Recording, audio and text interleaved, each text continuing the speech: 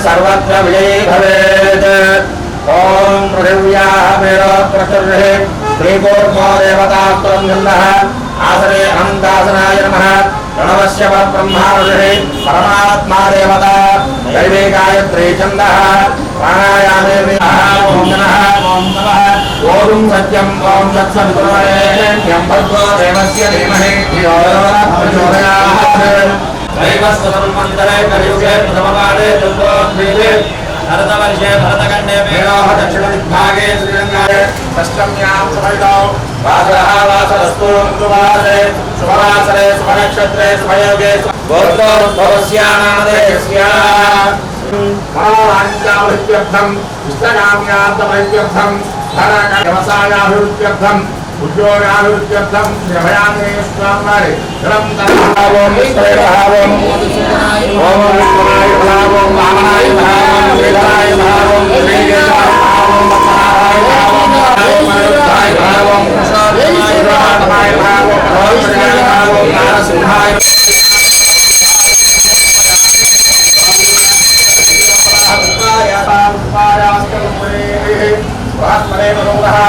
तावन्तं जगन्मदः फलं मनोबलं पुत्रौ ताववर्धनं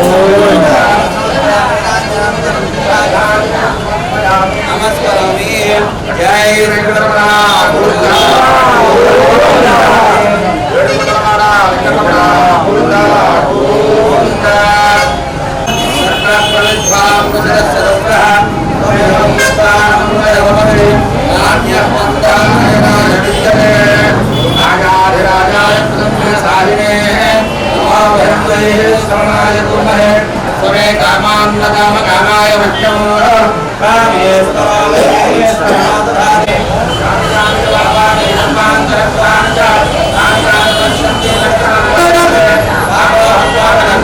आवात्मावादसम्भवः काहिमात्मया जगः नास्ति त्वमेव धर्मवान् तस्मात् कारुण्यभावेन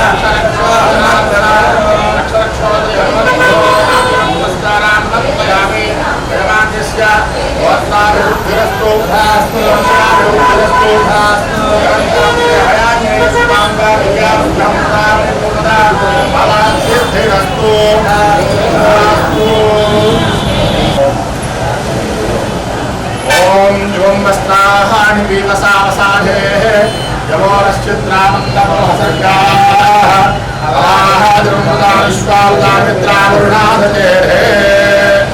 ओम जुम्बस्ताहानि विवसावसाधे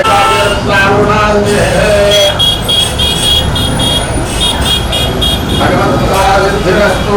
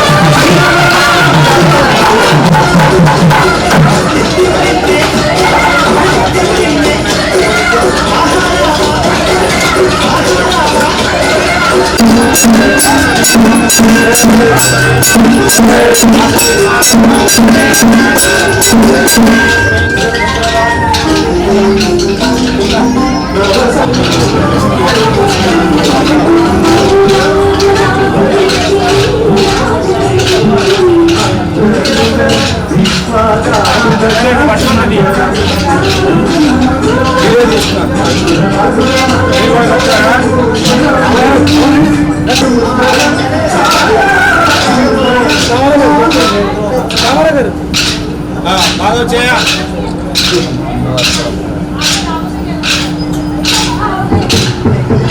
జయవాసవి జయ జయవాసవి ఒక 5 నిమిషాల్లో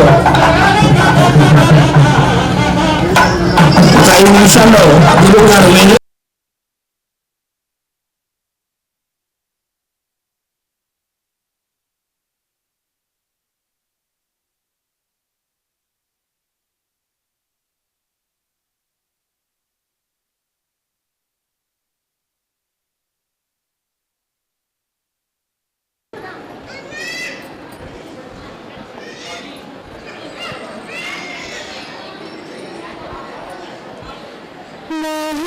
महागणपतिं मनसा स्मरामि महागणपतिं मनसा स्मरामि वसिष्ठवामदेवादिवन्दितमहागणपतिं मनसा स्मरामि महागणपतिं मनसा स्मरामि वसिष्ठवामदेवादिवन्दितमहागणपतिं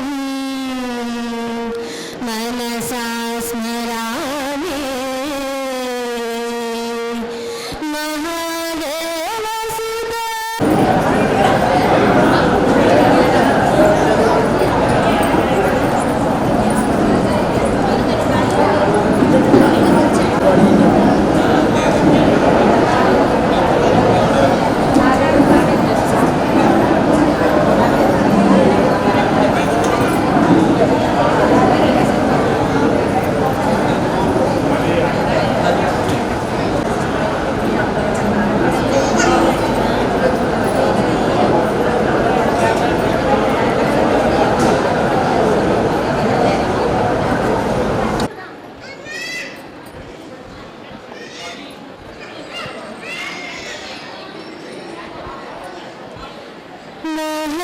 महागणपतिं मनसा स्मरामि महागणपतिं मनसा स्मरामि वसिष्ठवामदेवादिवन्दितमहागणपतिं मनसा स्मरामि महागणपतिं मनसा स्मरामि वसिष्ठवामदेवादिवन्दितमहागणपतिं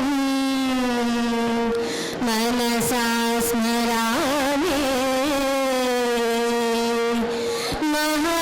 महादेवसुता गुरुगणवता मारुतोटिप्रकाशं शान्तं महाकाव्यनादगाधप्रियम्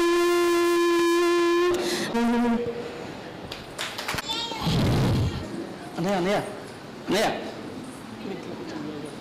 అవి అక్కడ కూర్చో ఆయన తీసుకుని అక్కడ కూర్చోబెట్టండి గురువు గారిని అక్కడ కూర్చోబెట్టండి పాప చేత డ్యాన్స్ చేయిస్తుంది.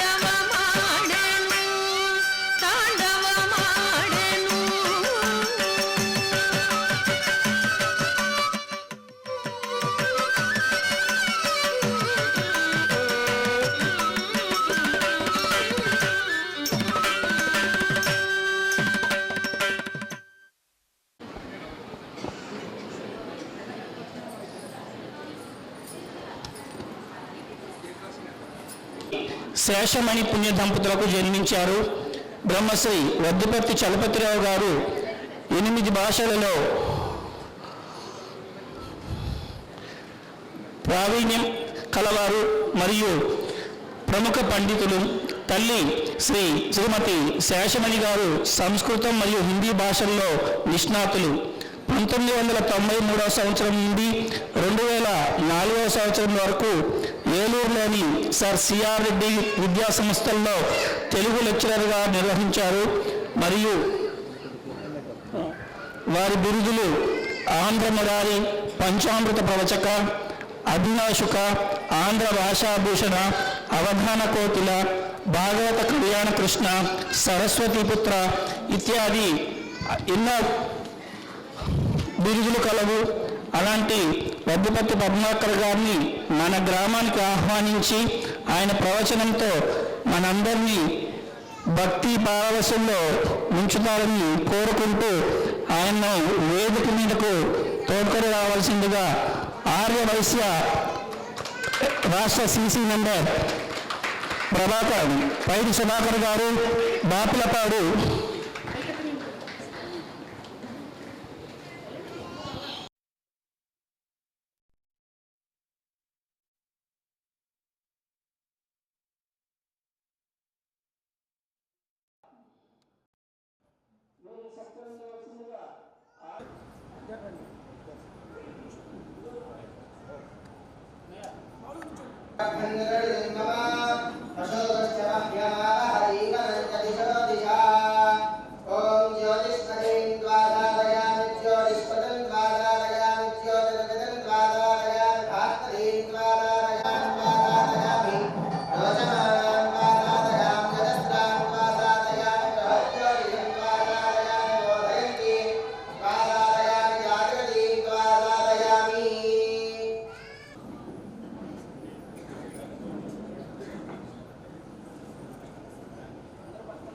మీరు శ్రద్ధగా గురువు గారు చెప్పేది వినండి.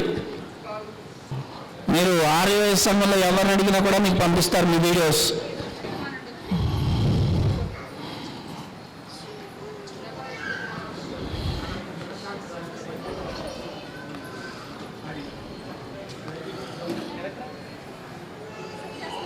రూపాం తాం ఆద్యాం విద్యాంచ ధీమహి బుద్ధిం యా నః ప్రచోదయాత్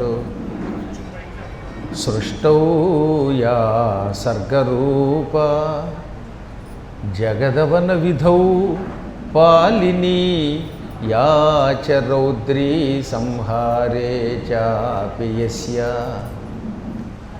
జగదిదమఖిలం క్రీడనం యా పరాఖ్యా పశ్యంతి మధ్యమాథో తదను భగవతి వైఖరీ వర్ణరూప సాస్మద్వాచం ప్రసన్నా విధి హరి గిరిశారాధితాలంకరోతు శుక్లాంబరధరం విష్ణుం శశివర్ణం చతుర్భుజం ప్రసన్నవదనం ధ్యాయేత్ సర్వవిఘ్నోపశాంతయే వందే గురుపదద్వంద్వమవాంగ్మానసగోచరం రక్తశుక్లప్రభామిశ్రమతర్క్యం త్రైపురం మహః నారాయణం నమస్కృత్య నరం చైవ నరోత్తమం దేవీం సరస్వతీం వ్యాసం తతో జయముదీరయేత్.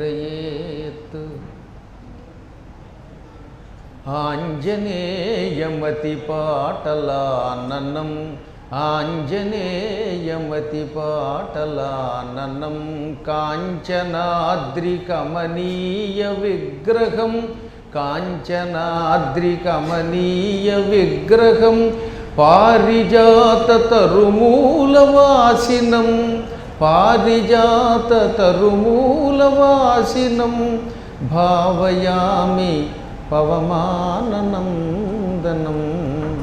భావయామి పవమాననందనం. గట్టిగా 3 సార్లు జై శ్రీరామనండి.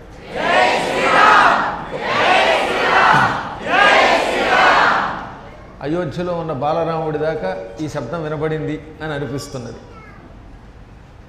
ప్రారంభంలోనే శివుడు తాండవమాడెను అని హాసిని అనే పేరు కలిగిన అమ్మాయి నిజంగా సుహాసిని అయి మంచి నవ్వుతో నృత్యం చేసింది. మేధా దక్షిణామూర్తి తత్వాన్ని కొంచెం సేపు మీ ద్వారా వినాలి అని ఆర్యవైశ్య సంఘం వారంతా కోరారు. చాలా సంతోషం. ముందు ఆయన స్తోత్రం చేసుకుందాం. చెప్పండి. చిత్రం వటతరోర్మూలే వృద్ధా శిష్యా గురుర్యువ గురోస్తు మౌనం వ్యాఖ్యానం శిష్యాస్తు చిన్న సంశయ. ఇది మేధాదక్షిణామూర్తికి సంబంధించిన గొప్ప శ్లోకం. రాసినవాడు పేరుకి వ్యాసుడైనా పురాణంలో చెప్పింది మాత్రం నారదుడు. కాబట్టి నారద ప్రోక్తం వ్యాస రచితం అనగా ఒక్కొక్కళ్ళు నోటితో చెబుతూ ఉంటే రాసి పెట్టేవాళ్ళు కొందరు ఉంటారు. అలా వ్యాసుడు రాసి పెట్టాడు, కానీ చెప్పింది మాత్రం ఈ శ్లోకాన్ని నారదుడు. ఓ చోట ఓ పెద్ద మర్రి చెట్టు ఉన్నది.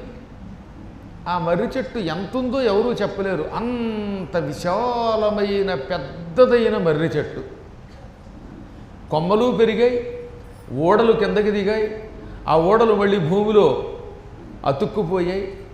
అంత విశాలమైన ఓడలతో శాఖోపశాఖలతో ఉన్న ఒక మర్రి చెట్టు చిత్రం, చాలా ఆశ్చర్యకరమైన చెట్టుటది. ఈ చిత్రం ఇందులో అన్నిటికీ ఉపయోగపడుతుంది. ముందు మర్రి చెట్టే ఒక ఆశ్చర్యకరమైన చెట్టు. అంత చెట్టు ఎక్కడా ఉండదు. ఆ చెట్టు చుట్టూతో చప్టా ఉన్నది. ఇప్పుడు నా కోసం మీరు వేదిక వేసినట్టుగా మర్రి చెట్టు చుట్టూతో కూర్చోటానికి ఆ రోజుల్లో రాళ్లతోటి ఒక ఆసనం కట్టారు. పూర్వం దాన్ని చప్టాలు అనేవారు అన్నమాట. పల్లెటూళ్ళలో చెట్ల కింద పంచాయతీలు పెట్టుకుంటూ ఆ రాళ్ల మీద కూర్చొని ఏదో న్యాయం చెప్పేవారు, మంచి కబుర్లు చెప్పుకునేవారు. మంచికి చెడ్డకి అన్నిటికీ కాలక్షేపాలకి ఆ చప్టాలు ఉపయోగపడేవి. అలాంటి ఒక ఆసనం మర్రి చెట్టు మూల ఉన్నది. ఆ మూల ఉన్నటువంటి ఆసనం మీద ఒక ఆయన కూర్చున్నాడు. ఆయనే గురువు గారు. కూర్చున్న గురువు గారు 25 సంవత్సరాల కుర్రవాడు. సంస్కృతంలో యువ అంటే అప్పుడే యౌవనంలోకి అడుగు పెడుతున్నవాడు. 16 సంవత్సరముల నుండి 30 సంవత్సరాల మధ్యలో ఉన్నటువంటి వాళ్ళందరినీ యువ అని పిలుస్తారు. అదే యువ. కాప్రత్యయం చేరితే యువక. యువకుడు అన్న యువ అన్న అదే. గురువుగారు మాత్రం కుర్రాడు అనమాట, నాలాగా. మంచి యవ్వనంలో అందంగా ఉన్నటువంటి నల్లని జుట్టుతో ఉన్నటువంటి మంచి నల్లని వేషం కలిగినటువంటి కుర్రవాడు గురువుగారు. ఇంకా శిష్యులు మీలాగా ముసలాళ్ళు. వృద్ధా శిష్యా. శిష్యులంతా వృద్ధులు. ఆ శిష్యులు కూడా పోనీ సామాన్యమైన శిష్యుల 88,000 మంది ఋషులు ఎదురుగుండా కూర్చున్నారు. గురువుగారు ఇలా ఆసనం మీద కూర్చుంటే కాలి మీద ఒక కాలు ఇలా పైన పెట్టుకుని మరీ కూర్చున్నట్ట. శిష్యులేమో పాపం ముసలివాళ్ళైనా కింద కూర్చోగలిగేవారు. ఇప్పుడు ఈ కలియుగంలో పాపం కింద కూర్చోలేక ఎక్కువ మంది కుర్చీలను ఆశ్రయించారు. ఆ రోజుల్లో ఏ కుర్చీలు అక్కర్లేకుండా ఎన్నాళ్ళు వయస్సు వచ్చినా కింద కూర్చోగలిగేవారండి. అప్పట్లో ఆరోగ్యం బాగుండేది. 90 ఏళ్ల వయస్సు వాళ్ళు నడిచేవారు. నడక అని ఒకటి ఉంది, తెలుసుగా మీకు? నడక అంటారు దాన్ని. అంటే ఏమిటి? ఆంజనేయ స్వామి గుడి నుంచి ఇక్కడ దొక్కా కూడా కారులో వచ్చేవారు కాదు. అవకాశం ఉంటే రోప్వే వెయ్యండి, ఆర్యవైశ్య కళ్యాణ మండపానికి మా ఇంటి నుంచి అందులో వస్తాం, లేక ఆటోలో వస్తాం, పైకి కూడా తీసుకెళ్ళండి అంటున్నారు. గవర్నమెంట్లు కూడా అలాగే తగులడ్డాయి. ఒక ఆయన ఉచితంగా కరెంట్ ఇస్తానంటాడు, ఒక ఆయన ఇంకోటి ఇస్తానంటాడు. ఇక భవిష్యత్తులో ఏమంటారు తెలుసా? అన్నం కలిపి మొత్తం నోట్లో పెడతాం అంటారు. ఆ తర్వాత మీకు పెట్టే బదులు మేమే తింటామంటారు. ఇలా అయిపోయి సుఖాలు ఇచ్చేయటం వల్ల ఆరోగ్యం పాడైపోయింది. కానీ పూర్వకాలంలో ఎక్కడికి వెళ్ళినా నడిచి వెళ్ళేవారు. ఆ నడకతో వెళ్ళేదాన్ని కాయిక తపస్సు అంటారు. కాయము అంటే శరీరము. శరీరంతో చేసే తపస్సుని కాయిక తపస్సు అంటారు. తపస్సు 3 రకాలు. 1 కాయికము, 2 వాచికము, 3 మానసికము. అనగా ఏదన్నా తీర్థయాత్రలకు కానీ గుడులకు కానీ ఇలాంటి ఉపన్యాసాలకు కానీ తమ ఇంటి దగ్గర నుంచో లేక మధ్యలో ఇంకో చోట నుంచో నడిచి వస్తే అది శరీరముతో చెయ్యబడే తపస్సు. అందుకని పూర్వం ఏం చేశారనమాట, ఇక్కడి నుంచి ఏ ద్వారకా తిరుమలో శోభనాద్రికో లేకపోతే మీ ఇంటి దగ్గర నుంచి హనుమాన్ జంక్షన్లో ఉన్న ఆంజనేయ స్వామి వారి దగ్గరకో ఎక్కడికో ఒక చోటికి కాలినడకన వెళ్ళి ఆ గుళ్ళో ఉన్న దేవతా దర్శనం చేసుకునేవారు. అదొక రకమైన తపస్సు, శారీరక తపస్సు. ఇంతేకాకుండా అప్పుడప్పుడు ఇంటికి వచ్చిన వాళ్ళకి వండి పెట్టడం, వంట ఉంటుందండోయ్, వంట కూడా చేసేవారు చక్క. ఇంటికి వచ్చిన వాడికి వండి పెట్టి మంచినీళ్ళు ఇచ్చి శరీరంతో సేవ చేశారుగా, ఇది కూడా కాయిక తపస్సే. గుడి చుట్టూ ప్రదక్షిణలు చేస్తారే, అది కూడా కాయిక తపస్సు. ప్రదక్షిణలు 101 ప్రదక్షిణలు ఒక మహానుభావుడు చేసినట్టుగా శివపురాణంలో 12 జ్యోతిర్లింగ మహిమలో ఉంటుంది. వ్యాసుడు రాసిన శివపురాణంలో 12 జ్యోతిర్లింగ మహిమ ఉన్నది. అందులో ఘుస్మేశ్వరలింగం గురించి ఉంటుంది. ఘుస్మేశ్వరుడు అనేటటువంటి స్వామివారి జ్యోతిర్లింగం చుట్టూ 100 ఏకోత్తరమేవచ 100 ఎక్కువ, ఒకటి ఎక్కువ, 100 + 1 అంటే 101. 101 ప్రదక్షిణలు చేశారు. ఆ ప్రదక్షిణల వల్ల వాళ్ళ పాపాలు పోయి వాళ్ళు శాశ్వతంగా కైలాసానికి వెళ్ళిపోయారని పురాణం చెబుతోంది. పూర్వకాలంలో గుడి చుట్టూ ప్రదక్షిణ చేసేవారు. ఈ ప్రదక్షిణ వల్ల లాభం ఏమిటనమాట, అది కూడా తపస్సే. యాని కాని చ పాపాని జన్మాంతర కృతాని చ తాని తాని ప్రణశ్యంతి ప్రదక్షిణ పదే పదే పాపోహం పాపకర్మాహం పాపాత్మ పాపసంభవ త్రాహిమాం కృపయా దేవ శరణాగత వత్సల అని భగవంతుడు తలుచుకునేవారు. యాని కానిచ ఏమేమి పాపములను, అవి ఎలాంటివి, జన్మాంతర కృతానిచ ఈ జన్మలోనే కాదు పూర్వజన్మలో కూడా చేసి ఉంటాం. ఏమో ఏ జన్మలో ఏ పాపం చేసామో ఏం తెలుస్తుంది. అందరూ ఎదురుగుండా కూర్చున్నంత వరకు మంచిగానే కనపడతారు, నవ్వుతూనే ఉంటారు, లోపల ఏముంటుందో తెలియదు. కాబట్టి ఈ జన్మలోనో పూర్వజన్మలోనో ఏయో జన్మలలో ఏ ఏ పాపాలు చేశామో తాని ఆ పాపములన్నీ కూడా ప్రదక్షిణ గుడి చుట్టూతా ప్రదక్షిణం చెయ్యటం వల్ల ప్రణశ్యంతి, నశ్యంతి అంటే నశిస్తున్నాయి, ప్రణశ్యంతి ప్రణశ్యంతి అంటే సర్వనాశనం అయిపోతాయి. ఒక మనిషి తెలుసో తెలియకో చేసిన మహాపాపములన్నీ దేవాలయానికి వెళ్ళి చుట్టూ ప్రదక్షిణ చేస్తే తక్షణం మళ్ళీ కనపడకుండా నాశనం అయిపోతాయి, సర్వనాశనం అయిపోతాయి. అందుకే ప్రణశ్యంతి అన్నారు. ఎలాగట, పదే పదే, పదము అంటే అడుగు. గుడి చుట్టూ ప్రదక్షిణ చేయాలంటే ఒక అడుగు తీసి ఇంకో అడుగు వేయాలి. అడుగు తీసి అడుగు వేసినప్పుడల్లా అడుగడుగునకు మన పాపములు హాహాకారములు చేస్తూ భస్మం అయిపోతాయి. అందుకని ప్రదక్షిణలు చేయాలి. ఈ ప్రదక్షిణ కూడా ఒక రకమైన తపస్సు, అది కాయిక తపస్సే. ఇలా శరీరముతో చేసే తపస్సు మొట్టమొదటిది. ఇక రెండవ తపస్సు వాచిక తపస్సు. గుడిలోకి వెళ్ళినప్పుడో ఇంట్లో ఉన్నప్పుడో మీకు ఇష్టం వచ్చిన ఒక నామమో ఒక మంత్రమో విడిచిపెట్టకుండా చేయటం వాచిక తపస్సు. రామ రామ అనేవాడు, కృష్ణ కృష్ణ అనేవాడు, శివ శివ అనేవాడు, అమ్మవారిని తలుచుకునేవాడు, వీళ్ళంతా నోటితో ఆ భగవన్నామాన్ని నిరంతరం ఉచ్చరించి ఉచ్చరించి వాచికము అనే తపస్సు చేస్తున్నారు, వాక్కుతో తపస్సు చేస్తున్నారు.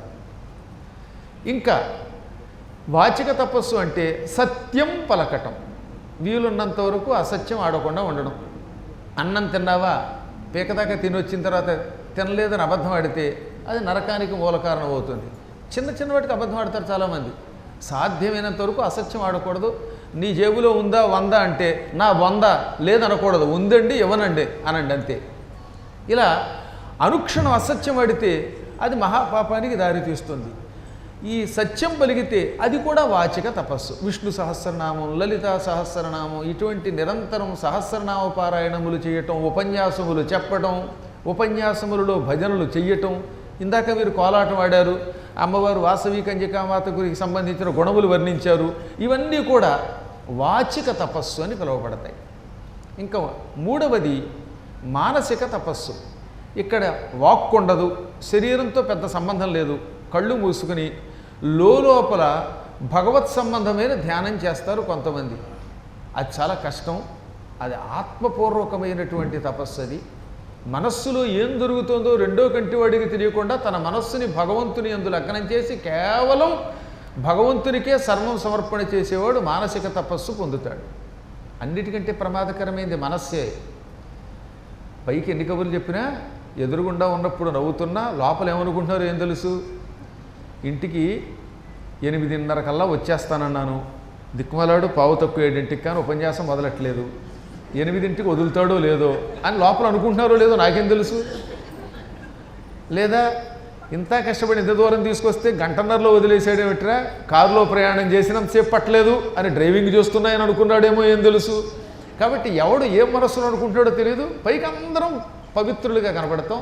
మానసికమైన వికారములు లేకుండా, ఇతరుల చెడ్డ తలుచుకోకుండా, వీలున్నంత వరకు ఇతరులకు మేలు తలుచుకుంటూ భగవంతునికి సంబంధించిన అనుసంధానాన్ని మనస్సుతో చేసుకుంటే అది మానసిక తపస్సు. ఇది కొద్దిగా కష్టం. ఈ త్రివిధములైన తపస్సులను కలిపి ఏమంటారన్నమాట, సంపూర్ణ తపస్సు. ఈ తపస్సుని చేసేటటువంటి మహానుభావులు చూడ్డానికి చిన్నపిల్లలుగా ఉన్నా, వాళ్ళు శారీరకంగా చిన్నపిల్లలైనా మానసికంగా వృద్ధులు. వాళ్ళు వార్ధక్యం అంటే ఏమిటి, శరీరానికి సంబంధించింది కాదు. 3 రకాలైన తపస్సులు చేసే మహానుభావులే నిజమైన వృద్ధులు. అందుకని వృద్ధాహ శిష్యాహ అంటే 3 రకాల తపస్సులు చేస్తున్న మహానుభావులు.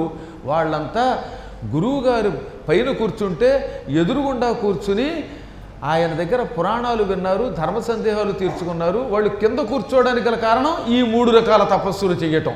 అంటే శరీరంతో నడిచారు, మనస్సుతో పవిత్రంగా ఉన్నారు, వాక్కుతో భగవత్స్మరణ చేశారు. అందువల్ల వాళ్ళకి ఎప్పుడూ ఆరోగ్యం ఉండేది. ఆరోగ్యం వల్ల 90 ఏళ్ళు వచ్చినా 100 ఏళ్ళు వచ్చినా ఆసనాలు వేసుకుని, బాసిన మఠం వేసుకుని, పద్మాసనం వేసుకుని గంటలు కూర్చునేవారు.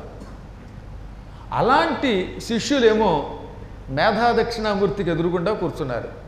ఆయనేమో యువకుడు, వృద్ధాహ శిష్య. పోని ఆ కూర్చున్న వాళ్ళు కేవలం ఏదో సామాన్యమైన ముసలివాళ్ళ, కౌండిన్యాత్రి మరీచి దక్ష కపిలాగస్త్య దాక్షపాదాంగిరస్యాండిల్య క్రతు కణ్వకుత్స భృగు విశ్వామిత్ర మైత్రేయ మార్కండేయాసురి వామదేవ కపిదుర్వాసో బక వ్యాఘ్రపాన్ మాండవ్యాది మహామునుల్ చనిరి ప్రేమల్ మీర తత్సేవకున్. కౌండిన్యుడు, అత్రి, మరీచి, దక్షుడు, అగస్త్యుడు, కపిలుడు, అంగిరుడు, శాండిల్యుడు, క్రతువు, కణ్వుడు, కుత్సుడు, భృగువు, విశ్వామిత్రుడు, మైత్రేయుడు, మార్కండేయుడు, ఆసురి, వామదేవుడు, కపి, దుర్వాసుడు, బకుడు, వ్యాఘ్రపాదుడు, మాండవ్యుడు, ఇటువంటి మహానుభావులు ఒకళ్ళను మించిన వాళ్ళు ఒకళ్ళు. మార్కండేయుడు లాంటి వాళ్ళు అక్కడ కూర్చున్నారు ఎదురుగా. వాళ్ళకు కొన్ని అనుమానాలు ఉన్నాయి. ఎలా తపస్సు చెయ్యాలి, జపం ఎలా చెయ్యాలి, జీవితంలో మళ్ళీ జన్మ లేకుండా చేసుకోవడానికి ఏ సాధన చెయ్యాలి అనే అనుమానాలు స్వామివారిని అడగడానికి వచ్చారు. కానీ వాళ్ళు ఏం మాట్లాడలేరు, అలా స్వామిని చూస్తూనే ఉన్నారట. పోనీ ఆయన ఏమన్నా సమాధానం చెప్పాడా? ఎదురుగుండా 2 మైకులు లేవు, కాలర్ మైకు లేదు, లైవ్ లేదు, అసలు ఏం మాట్లాడకుండా మౌనంగా చూశాడు. గురోస్తు మౌనం వ్యాఖ్యానం. గురువుగారు పురాణం చెప్పకుండా కేవలం మౌనంగా చూశాడు. మౌనమే వ్యాఖ్యానం అయిపోయింది. ఇప్పుడు నన్ను పిలిచారండి, నేనే దక్షిణామూర్తిని అనుకుని కాసేపు ఇలా చూస్తూ ఉంటాను 2 గంటలు మీకేసి. ఒక్కడుంటాడా ఇక్కడ? మీ సందేహాలు తీరతాయా? 2 గంటలు ఇలా మౌనంగా కుర్చీలో కూర్చోడానికా మేము ఇక్కడికి వచ్చింది అని ఒకళ్ళ తర్వాత ఒకడు కుర్చీ ఖాళీ చేసి వెళ్ళిపోతారు. ఆ తర్వాత ఈయనను మైకైనా మిగులుతారు. కానీ ఆయన 2 గంటలు కాదు, 3 గంటలు కాదు, మౌనంగానే ఉంటాడు, మాట్లాడడం. అప్పుడు శిష్యుల యొక్క సందేహాలు ఎలా తీరుతాయి, వారికి సందేశం ఎలా వెడుతుంది? అదే ఆయన మహామహిమ. మౌనంగా ఆయన అలా చూస్తే చూపుల వల్ల, ఆ చూపులలో నుంచి వచ్చే కాంతి కిరణములు తమ మీద పడ్డం వల్ల శిష్యాస్తు ఛన్న సంశయా, మొత్తం శిష్యులందరి సందేహాలు తీరిపోయాయి. చూపులతో సందేహాలు తీర్చే మహానుభావుడు మేధా దక్షిణామూర్తి. అది చాలా కష్టం. ఇవాళ చూపులతో సందేహాలు తీరుస్తున్న ఈయన ఒకప్పుడు కొన్ని వేల సంవత్సరాలు వాళ్ళకి పాఠం చెప్పాడండి. చెప్పి ఇక చివరిగా మౌనంతో సందేహాలు తీర్చాడు. అటువంటి మేధా దక్షిణామూర్తి మర్రి చెట్టు కింద ఎందుకు కూర్చున్నాడు? ఏం రావి చెట్టు లేదా, ఇంకో పనస చెట్టు లేదా, వేప చెట్టు లేదా, బిల్వ వృక్షం లేదా, కేవలం మర్రి చెట్టు కిందే ఎందుకు కూర్చున్నాడు? మర్రి చెట్టు అలా కొమ్మలు పెరిగిపోయి ఓడలు కిందకి దిగుతాయి. ఎక్కడికక్కడ ఓడ మళ్ళీ నేలలో అతుక్కుపోతుంది. అక్కడ మళ్ళీ దానికి వేళ్ళు వస్తాయి. మళ్ళీ అందులోంచి ఇంకో ఓడ వస్తుంది. మొత్తం వ్యాపించే లక్షణం కలిగినది మర్రి. మర్రి వ్యాపించినట్టుగా ఇంకే చెట్టు వ్యాపించదు. పైగా మర్రి చెట్టు నీడన ఇంకో మొక్క మొలవదు. మీరు కావాలంటే చూసుకోండి ఈసారి. మర్రికి అలా కొమ్మలు దిగిపోతాయి. అక్కడ అనంతపురం దగ్గర కదిరి అని ఓ ఊరుంది. ఆ ఊరి దగ్గర తిమ్మమ్మ మర్రి అని ఉంటుంది. ఆ మర్రి దగ్గరికి వెళ్ళండి, ఎన్ని మైళ్ళు వ్యాపించి ఉంటుందో అది. ఒకే ఒక్క చెట్టు అలా పెరుగుతూనే ఉంటుంది. దాని నీడలో మర్రి నీడ మొక్క మొలవదు. మహానుభావుడైన దక్షిణామూర్తి జ్ఞానము తప్ప అజ్ఞానం వలవకుండా చేస్తాను, జ్ఞానాన్ని ఇలా వ్యాపింపచేస్తాను. ఈ మర్రి చెట్టు పరమ విజ్ఞానమునకు నిలయము. విజ్ఞానం ఉన్న చోట ఇక మూర్ఖత్వం, అజ్ఞానం, తామసం, రజోగుణం ఇవేమీ ఉండవు. ఇది తప్ప ఇంకోటి రానివ్వను అని చెప్పడానికి ఆ మర్రి చెట్టు కింద కూర్చున్నాడు ఆయన. మర్రి చెట్టు విజ్ఞానమునకు నిలయము అని మీరు నేను చెప్పడం కాదు, శ్రీకృష్ణ పరమాత్ముడే నిరూపించాడు. మార్కండేయుడు ప్రపంచం అంతా ప్రళయంలో మునిగిపోతే మర్రి ఆకు మీద కూర్చున్నటువంటి కృష్ణుని చూశాడు. శ్రీకృష్ణ పరమాత్ముడు అంటేనే సకల వేదాల సారం, ఉపనిషత్తుల సారం, భగవద్గీతను మనకిచ్చిన జగద్గురువు. తర్వాత జగద్గురు శబ్దం అందరికీ వచ్చింది, కానీ మొదట్లో జగద్గురు అంటే కృష్ణుడే.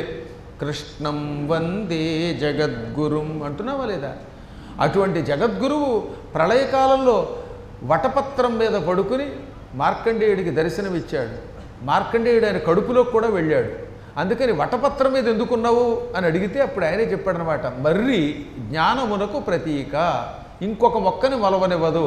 అనగా అజ్ఞానానికి సంబంధించిన పిచ్చి కలుపు మొక్కలు రాకుండా చూసుకుంటూ అంతటా వ్యాపించే లక్షణం కలిగిన ఈ మొక్కని నా ఆశ్రయం చేసుకుని నేనే జ్ఞానం, జ్ఞానమే ఈ మర్రి అని అందరికీ చెప్పాను అని ఆయన అరణ్య పర్వంలో భారతంలో చెప్పాడు. అందులో మర్రి చెట్టు కింద కూర్చోవడం అంటే మేధా దక్షిణామూర్తి యొక్క ఉద్దేశం ఏమిటనమాట, ఇంక ఏ ఆలోచన ఇక్కడికి రాదు. తామసిక రాజసిక లక్షణములు మీ దగ్గరికి రావు. నా దగ్గర ఉన్నంత వరకు ప్రశాంతత, సృష్టికి సంబంధించిన జ్ఞానమే మీకు అందిస్తాను అని చెప్పడం కోసం అక్కడ కూర్చున్నాడు ఆయన. ఇంకా ఓడలు ఉన్నాయి, ఈ మర్రి చెట్టుకున్న ఓడలు. ఈ ఓడలన్నీ అమ్మవారి శక్తి స్వరూపాలు. అమ్మవారి అనేక రూపాలతో ఉన్నది. పార్వతిగా పక్కన ఉంటుంది. ఈ పార్వతి కాకుండా ఇంకా శివుడి దగ్గర 64,000 శక్తిమూర్తులు ఉన్నాయి. అవే దేవి ఖడ్గమాలలో ఆవరణ రూపాల్లో కొన్ని ఉంటాయి. త్రిపుర సుందరి, హృదయదేవి, శిరోదేవి, శిఖాదేవి, కవచదేవి, నేత్రదేవి, అస్త్రదేవి, కామేశ్వరి, భగమాలిని, నిత్యక్లిన్నే, భేరుండే, వైనివాసిని, మహావజ్రేశ్వరి, శివదూతి, త్వరితే, కులసుందరి, నిత్యే, నీలపతాకే, విజయే, సర్వమంగళే. ఈ శక్తులన్నీ శివుడి పక్కన తాండవమాడతాయి. ఈ శక్తులు ఒక్కొక్కటి ఒక్కొక్క మర్రివోడ రూపంలో ఉంటాయి. ఇన్ని శక్తులు అవసరమైతే ప్రపంచాన్ని మింగేయగలం, సృష్టి తల్లకిందులు చేస్తాం, నీళ్లు పుట్టించగలం, తాగగలం, నిప్పుని పుట్టించగలం, మింగగలం అని చెప్పే ఇన్ని శక్తుల్ని కదలకుండా పక్కన పెట్టి అదుపులో పెడుతున్న మహాశక్తి స్వరూపుడు పరమాత్మ మేధా దక్షిణామూర్తి. అందుకని ఆ ఓడల పక్కన కూర్చున్నాడు ఆయన. శక్తులు పక్కన ఉండడం కాదుండయి, వాటిని కంట్రోల్ చేయాలి. గట్టిగా ఎండోన్మెంట్స్ డిపార్ట్మెంట్లో ఒక దేవాలయానికి ఉన్న కమిటీలో 4 మెంబర్లు ఉంటే 4 గొడవలు, 4 పార్టీలు కొట్టుకు తెచ్చిపోతూ ఉంటారు. ఇది ఇంత చిన్న గుడికి అంత పెద్ద మర్రి చెట్టు దగ్గర కూర్చొని ప్రపంచాన్ని అదుపులో పెడుతున్న ఆయన ఇంతమంది శక్తులను అదుపులో పెడుతున్నాడు. ఆయన పరమాత్ముడు లేక వీళ్ళ? ఇవాళ ఉంటే రేపు పోయే పదవి ఇది. పైగా చాలా చోట్ల పెడుతూ ఉంటాము. గుళ్ళల్లో వెళ్ళగానే ఏమంటే నేను ఎవరినో తెలిసినా, ఇదిగో ఈ ఎగ్జిక్యూటివ్ కమిటీలో ఆ కమిటీ మెంబర్ గారి బావగారి తమ్ముడు గారి కూతురి మొగుండి నేను రాగానే నాకు కాస్త 2 అక్షతలు వేయాలండి అంటాడు. అసలు వీడికే దిక్కు లేదు, ఇంక వేరేమిటి బోర్డు కమిటీలు. ఎన్నాళ్ళు ఉంటాం మనం, కన్ను మూసి తెరిచేలోపు మన ఆయువు వెళ్ళిపోతాం తెలిసిన. అయినా ఇవేవో పదవులు శాశ్వతం అనుకుంటాడు వీడు. చాలా కాలం క్రితం ఇంద్రుడికి ఈ ప్రపంచంలో ఎక్కడా లేనంత గొప్ప ఇల్లు కట్టుకోవాలని కోరిక కలిగిందండి. చాలామందికి భవనాలు ఉన్నాయి, ఆ బిల్డింగ్ కంటే నా బిల్డింగ్ బాగుండాలి, నా భవనం లాంటి భవనం ప్రపంచంలో ఇంకెక్కడా ఉండకూడదు అని అనిపించి విశ్వకర్మ గారిని పిలిచి, మహానుభావ నువ్వు విష్ణు స్వరూపుడివి, అయినా మాకు దేవతలకి శిల్పకళలో సాయం చేస్తావు, దేవశిల్పివి, నాకు ఒక మంచి భవనం కావాలి, వాస్తు బాగుండాలి. తర్వాత అటువంటి భవనం మళ్ళీ బ్రహ్మలోకంలో కూడా ఉండకూడదు. దేవతల్లో ఎవరు అటువంటి ఇల్లు కట్టుకోకూడదు. అసలు హనుమాన్ జంక్షన్లో ఇక నా బిల్డింగ్ని మించిన బిల్డింగ్ ఇంకోటి ఉండకూడదు. అటువంటి ఇల్లు కట్టు అనగానే పాపం విశ్వకర్మ గారు తన నైపుణ్యం అంతా ఉపయోగించి అద్భుతమైన భవనం కట్టాడు. నిజంగా చాలా బాగుంది అది. కానీ ఇంద్రుడికి నచ్చలేదు. అబ్బే పడగొట్టి మళ్ళీ కట్టండి అన్నాడు. ఈ మధ్యకాలంలో అందరూ వాస్తు పండితులేగా, రాగానే అలా చూసి పద్మాకర్ గారు ఈశాన్యంలో కొంచెం బరువు ఉందండి అంటాడు. అసలు వాడే బరువు, వాడు 100 కేజీలు బరువు. వాడు ఆ ఈశాన్యంలోకి వస్తే అది పెద్ద బరువు. అది మర్చిపోయి రాగానే నాకు కూడా వాస్తు చెబుతాడు. ఈశాన్యంలో బెల్వ వృక్షం ఉందిట, అది బరువుట. బెల్వ వృక్షం అంటే దేవతా వృక్షం. అమ్మవారు లక్ష్మీదేవి ఉంటుంది, శివుడికి ఇష్టం, విష్ణువునికి ఇష్టం, ఇంతమందికి ఇష్టం. బెల్వ వృక్షం అంటే ఎంత గొప్పదో తెలుసా? లక్ష్మీదేవి అష్టోత్తర శతనామాల్లో భాస్కరి బెల్వ నిలయ అంటే బెల్వమే నివాసముగా కలిగింది లక్ష్మీదేవి. అందువల్ల బెల్వం ఉంటే లక్ష్మి ఉంటుంది. ఆ మాట పురాణాలన్నింటిలో చెప్పారు. కాశీఖండంలో అగస్త్యుడు కాశీలో బెల్వవనం ఏర్పాటు చేయటం వల్ల ఎప్పుడూ తిండికి లోటు లేకుండా సుఖంగా ఉన్నాడు. వీడు రాగానే ఈశాన్యంలో బెల్వం ఉందండి అంటాడు. వీడి మాట విని మీలాంటి వాళ్ళు అమాయకంగా ఎవడన్నా నరికేశారా చెట్టు సర్వనాశనం అయిపోతారు. నిజంగా చెప్తున్నానండి, ఏలూరులో ఓ పెట్రోల్ బంక్ ఉండేది. ఆ పెట్రోల్ బంకుకి ఈశాన్యంలో 100 సంవత్సరాల నాటి రావి చెట్టు ఉండేది. ఆ రావి చెట్టు ఉన్నంతకాలం ఆ పెట్రోల్ బంకు బ్రహ్మాండమైన సంపాదనతో వెలిగిపోయింది. ఒక దౌర్భాగ్యుడు వచ్చాడు, నేను జ్యోతిష్కుడిని వాస్తు పండితుడిని అన్నాడు. ఈశాన్యంలో రావి చెట్టు ఉంది కొట్టేయండి అన్నాడు. ఆయన కొట్టించేసాడండి. ప్రాణం పోయినట్టు అయిపోయింది. ఆ చెట్టు కొట్టేసిన తర్వాత ఒకసారి చూశాను, కొమ్మలు విరిగిపోయి అశ్వత్థ వృక్షం నాశనం అయిపోయి రసం అలా అందులోంచి కారిపోయింది. ఆ చెట్టు కొట్టాక సర్వనాశనం అయిపోయి ఆ పెట్రోల్ బంకు యజమాని వేసిన కేసులో యజమాని నెగ్గి ఈయన బంకు ఖాళీ చేయించేశాడు, దివాళా ఎత్తాడు. తర్వాత ఆయన తెలిసిన మీకు అంత పూర్వం చెట్టు ఉన్నంతకాలం ఆ పెట్రోల్ బంక్ యజమాని ఏదో 90 ఏళ్ళకో 70 ఏళ్ళకో ఎప్పుడో లీజుకి ఇచ్చారట. ఆ లీజ్ అయిపోయాక ఖాళీ చేయమంటే ఈయన కోర్టులో వేశాడు. ఈయనకి ఫర్రగా వస్తుంది అనుకున్న టైంలో చెట్టు కొట్టించాడు ఈయన. కోర్టులో కేసు పోయింది, దాంతో బంకు పోయింది, మొత్తం ఆ కుటుంబమే పాడైపోయింది. చాలా కాలం ఎంత ఇబ్బంది పడ్డారు. కాబట్టి తొందరపడి చెట్లు ఎప్పుడూ కొట్టకండి. చెట్లు దేవతలు. ఏ మూర్ఖుడు చెప్పాడు చెట్లు కొట్టమని? బృహస్పతి రాసిన వాస్తు శాస్త్రంలో చెట్లు ఇంట్లో ఎవరైనా కొడితే ప్రమాదం అన్నాడు. ఒకవేళ సొంత ఇల్లు కట్టుకోవలసి వచ్చి ఇంటికి అడ్డంగా చెట్టు ఉంటే ఒక చెట్టు కొడితే ఇంకో చోట 2 చెట్లు నాటాలి, దానికి ప్రాయశ్చిత్తంగా. అనవసరంగా చెట్లు కొట్టకండి. ప్రతివాడు వాస్తు పండితుడే, ప్రతి ఇంటికి ఓ జ్యోతిష పండితుడే. ఇక్కడ జ్యోతిషం చెప్పండు, వాడు జ్యోతిషం అడిగి తెలియదు. జ్యోతిషం ద్వారా మిమ్మల్ని బతికిస్తానన్నాడు ఒకడు ఇలా కూర్చుని, వాడిని ఎత్తి మీద ఫ్యాన్ పడి వాడు తెచ్చాడు. కాబట్టి తప్పుడు శాస్త్రాలు చెప్పేవాళ్ళు అంటే నాకు చాలా చికాకు వచ్చేస్తుంది. శాస్త్రంలో పాండిత్యం ఉంటే మాట్లాడు. నీకు సంస్కృతం రాదు, తెలుగు రాదు, హిందీ రాదు, ఎందుకు పిచ్చి మాటలు మాట్లాడతావు? కాబట్టి అది తీసిపారేయండి. ఎందుకు చెప్తానంటే నేను ఈశాన్యంలో బరువు ఉంది, ఇంకో చోట బరువు ఉందని ఎవడో వచ్చి మళ్ళీ చెప్పగానే ఇంద్రుడు ఆ ఇల్లు పడగొట్టాడు, మళ్ళీ ఇల్లు కట్టించాడు. ఇలా విశ్వకర్మ గారు పాపం ఇంద్రుడి కోసం 100 ఇళ్ళు కట్టాడు. ఏ ఇల్లు కట్టినా నాకు ఇల్లు నచ్చలేదంటాడు ఆయన. ఇంకా విసిగెత్తింది విశ్వకర్మకి. ఏమిట్రా బాబు ఈ ఇల్లు కట్టడం పడగొట్టడం ఈ పని ఎప్పటికీ అవడం లేదు, ఎన్ని ఇళ్ళు కట్టినా బాగా లేవంటాడు. ఈ ఇంటికంటే ఇంకా అందమైన ఇల్లు కట్టు, ఇటువంటి ఇల్లు ఇంకోడు ఎవడో కట్టుకున్నాడు అని పడగొట్టిస్తున్నాడు. ఈ కన్స్ట్రక్షన్ అనేటటువంటి దాని నుంచి నేను బయటపడాలని భావిస్తూ ఉండగా ఆయన అదృష్టం బాగుండి నారదుల వారు నారాయణ స్మరణ చేసుకుంటూ వచ్చాట. వెంటనే ఈయన నారదుడికి నమస్కరించి, మహానుభావ, ఇంద్రుడికి కొత్త ఇల్లు పిచ్చబట్టింది, నేను బాగా ఇల్లు కట్టినా పడగొట్టి మళ్ళీ కట్టమంటాడు, కట్టలేక విసుగొస్తుంది, నాకు ఈ నిర్మాణ బాధ్యత తొలగించు అన్నట్ట. ఓస్ వాడి సంగతి నేను చూసుకుంటాను అని నారదుడు ఇంద్రుని దగ్గరికి వెళ్ళాడు. ఇంద్రుడు ఆయనకి నమస్కరించగానే, ఇంద్ర, తక్షణం మనం భూలోకంలో నైమిశారణ్యం అనే క్షేత్రానికి వెడదాం, అక్కడ ఒక మహాత్ముడిని దర్శించుకుందాం అన్నాడు. నారదుడంతటి వాడు భూలోకానికి వెడదాం అన్నాడు, అందులో నైమిశారణ్యం, అక్కడ ఎవరో మహాత్ముడిని దర్శించుకోవాలి అని అనగానే సరేనని ఇంద్రుడు బయలుదేరాడు. నారదుడు ఇంద్రుడు కలిసి పరమ పవిత్రమైన నైమిశాఖ్యారణ్యానికి వచ్చారు. 18 పురాణములు వ్యాసుడు సూతునికి చెప్పిన స్థలం, సూతుడు సౌనకాదులకి చెప్పిన దివ్యస్థలం, గోమతి నద తీరంలో ఉన్న స్థలం. ఇప్పటికీ అక్కడ మేము దాదాపు 25 సప్తాహాలు చేసాం, భాగవత సప్తాహం. ప్రతి సంవత్సరం సప్తాహం చేసేవాళ్ళు ఇదివరకు, ఈ మధ్యన కొంచెం ఆగింది, కానీ ఏడాదికో 2 ఏళ్లకో చేసేవాళ్ళం.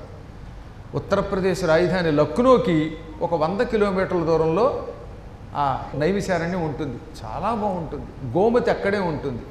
అక్కడికి తీసుకెళ్ళాడు నారదుడు ఇంద్రుణ్ణి.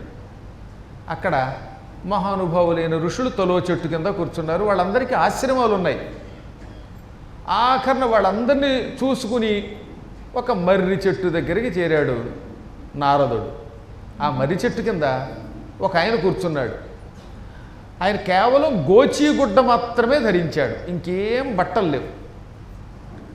ఆయన శరీరం అంతా వెంట్రుకలు ఉన్నాయి, తలంతా మంచి ఒత్తైన జుట్టుతో ఉంది. ఇంకా ఈ చేతుల మీద, వక్షస్థలం మీద, కాళ్ళ మీద అన్ని చోట్ల రోమాలు ఉన్నాయి. అందుకే రోమసుడు అంటారు ఆయన్ని. ఆయన పేరు రోమశ మహర్షి. ఒక్క వక్షస్థలం దగ్గర, ఈ ఛాతీ దగ్గర బెత్తెడంటే బెత్తెడు మాత్రం వెంట్రుకలు లేవు. అక్కడ నున్నగా ఉంది. బహుశా వెంట్రుకలు ఊడిపోయి ఉంటాయి. అక్కడ కొంతమందికి చూసారు, ఇక్కడ దాకా ఊడతాయి. భలే ఉంటుంది అక్కడ చూడడానికి, నున్నగా ఉంటుంది. దాని మీద గచ్చకాయలు ఆడుకోవచ్చు. అంత నున్నగా ఈ వక్షస్థలం దగ్గర ఒక బెత్తెడు నేల మిగిలింది. మిగతా శరీరం అంతా వెంట్రుకలే. నారదుడు ఆయన దగ్గరికి వెళ్ళి నమస్కరించగానే ఇంద్రుడు ఆశ్చర్యపోయి, నారదుడు ఎవరికి పెడితే వాళ్ళకి నమస్కరించడే, నారదుడంతటి వాడు నమస్కరిస్తున్నాడంటే బహుశా రోమసుడు మహాత్ముడు అయ్యుంటాడు అనుకుని తాను నమస్కరించాడు. అప్పుడు నారదుడు ఏమీ ఎరగనట్లుగా, మహాత్మా, ఇంతమంది మహర్షులు ఇక్కడ ఉన్న వాళ్ళంతా ఆశ్రమాలు కట్టుకున్నారు. కొందరు తాటాకులతో, కొందరు ఏతాకులతో, కొందరు దర్భతో ఆశ్రమాలు నిర్మించుకున్నారు. కానీ మీరు మాత్రం ఆశ్రమం లేకుండా చెట్టు కిందే కూర్చుని తపస్సు చేసుకుంటున్నారు. పైగా ఓ చెట్టు కింద కూర్చున్నాడు ఆయన. నెత్తి మీద చిరిగిపోయిన చాప ఒకటి ఉంది అంతే, చిన్న చాప. కూర్చోడానికి ఆసనంగా వేసుకోవడానికి చింకి చాప ఒక్కటి ఉన్నది అంతే, ఇంకేమీ లేవు. కనీసం ఓ కుర్చీ లేదు, ఓ వాహనం లేదు, ఆశ్రమం ముందే లేదు. నెత్తి మీద చాప, ఈయన కింద కూర్చున్నాడు. ఆయన వెంట్రుకలు ఇన్ని ఊడి ఉన్నాయి.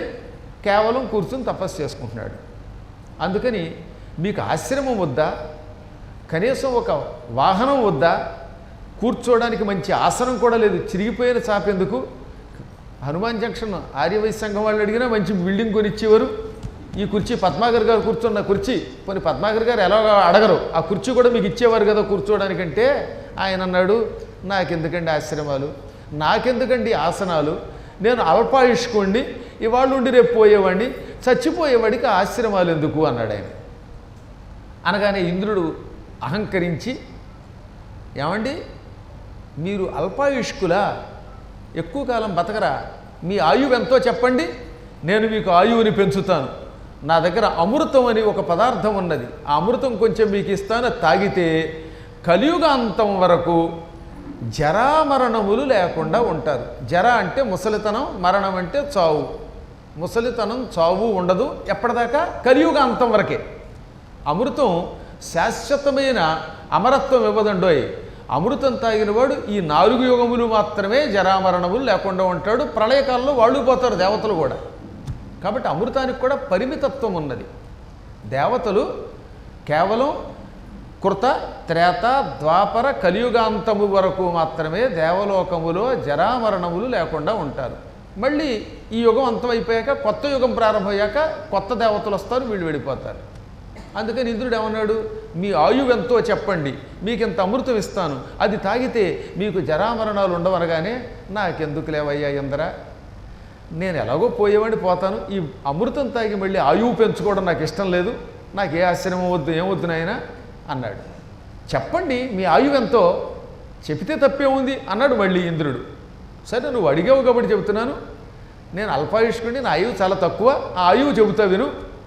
కలియుగం 4,32,000 సంవత్సరాలు. ఎంత? 4,32,000 సంవత్సరాలు మానవ సంవత్సరాలు అయితే కలియుగం. దీన్ని 2తో గుణిస్తే 8,64,000 సంవత్సరములు ద్వాపర యుగం. ఈ కలియుగం 4,32,000 సంవత్సరాలని 3తో గుణిస్తే 12,96,000 సంవత్సరాలు, అది త్రేతాయుగం.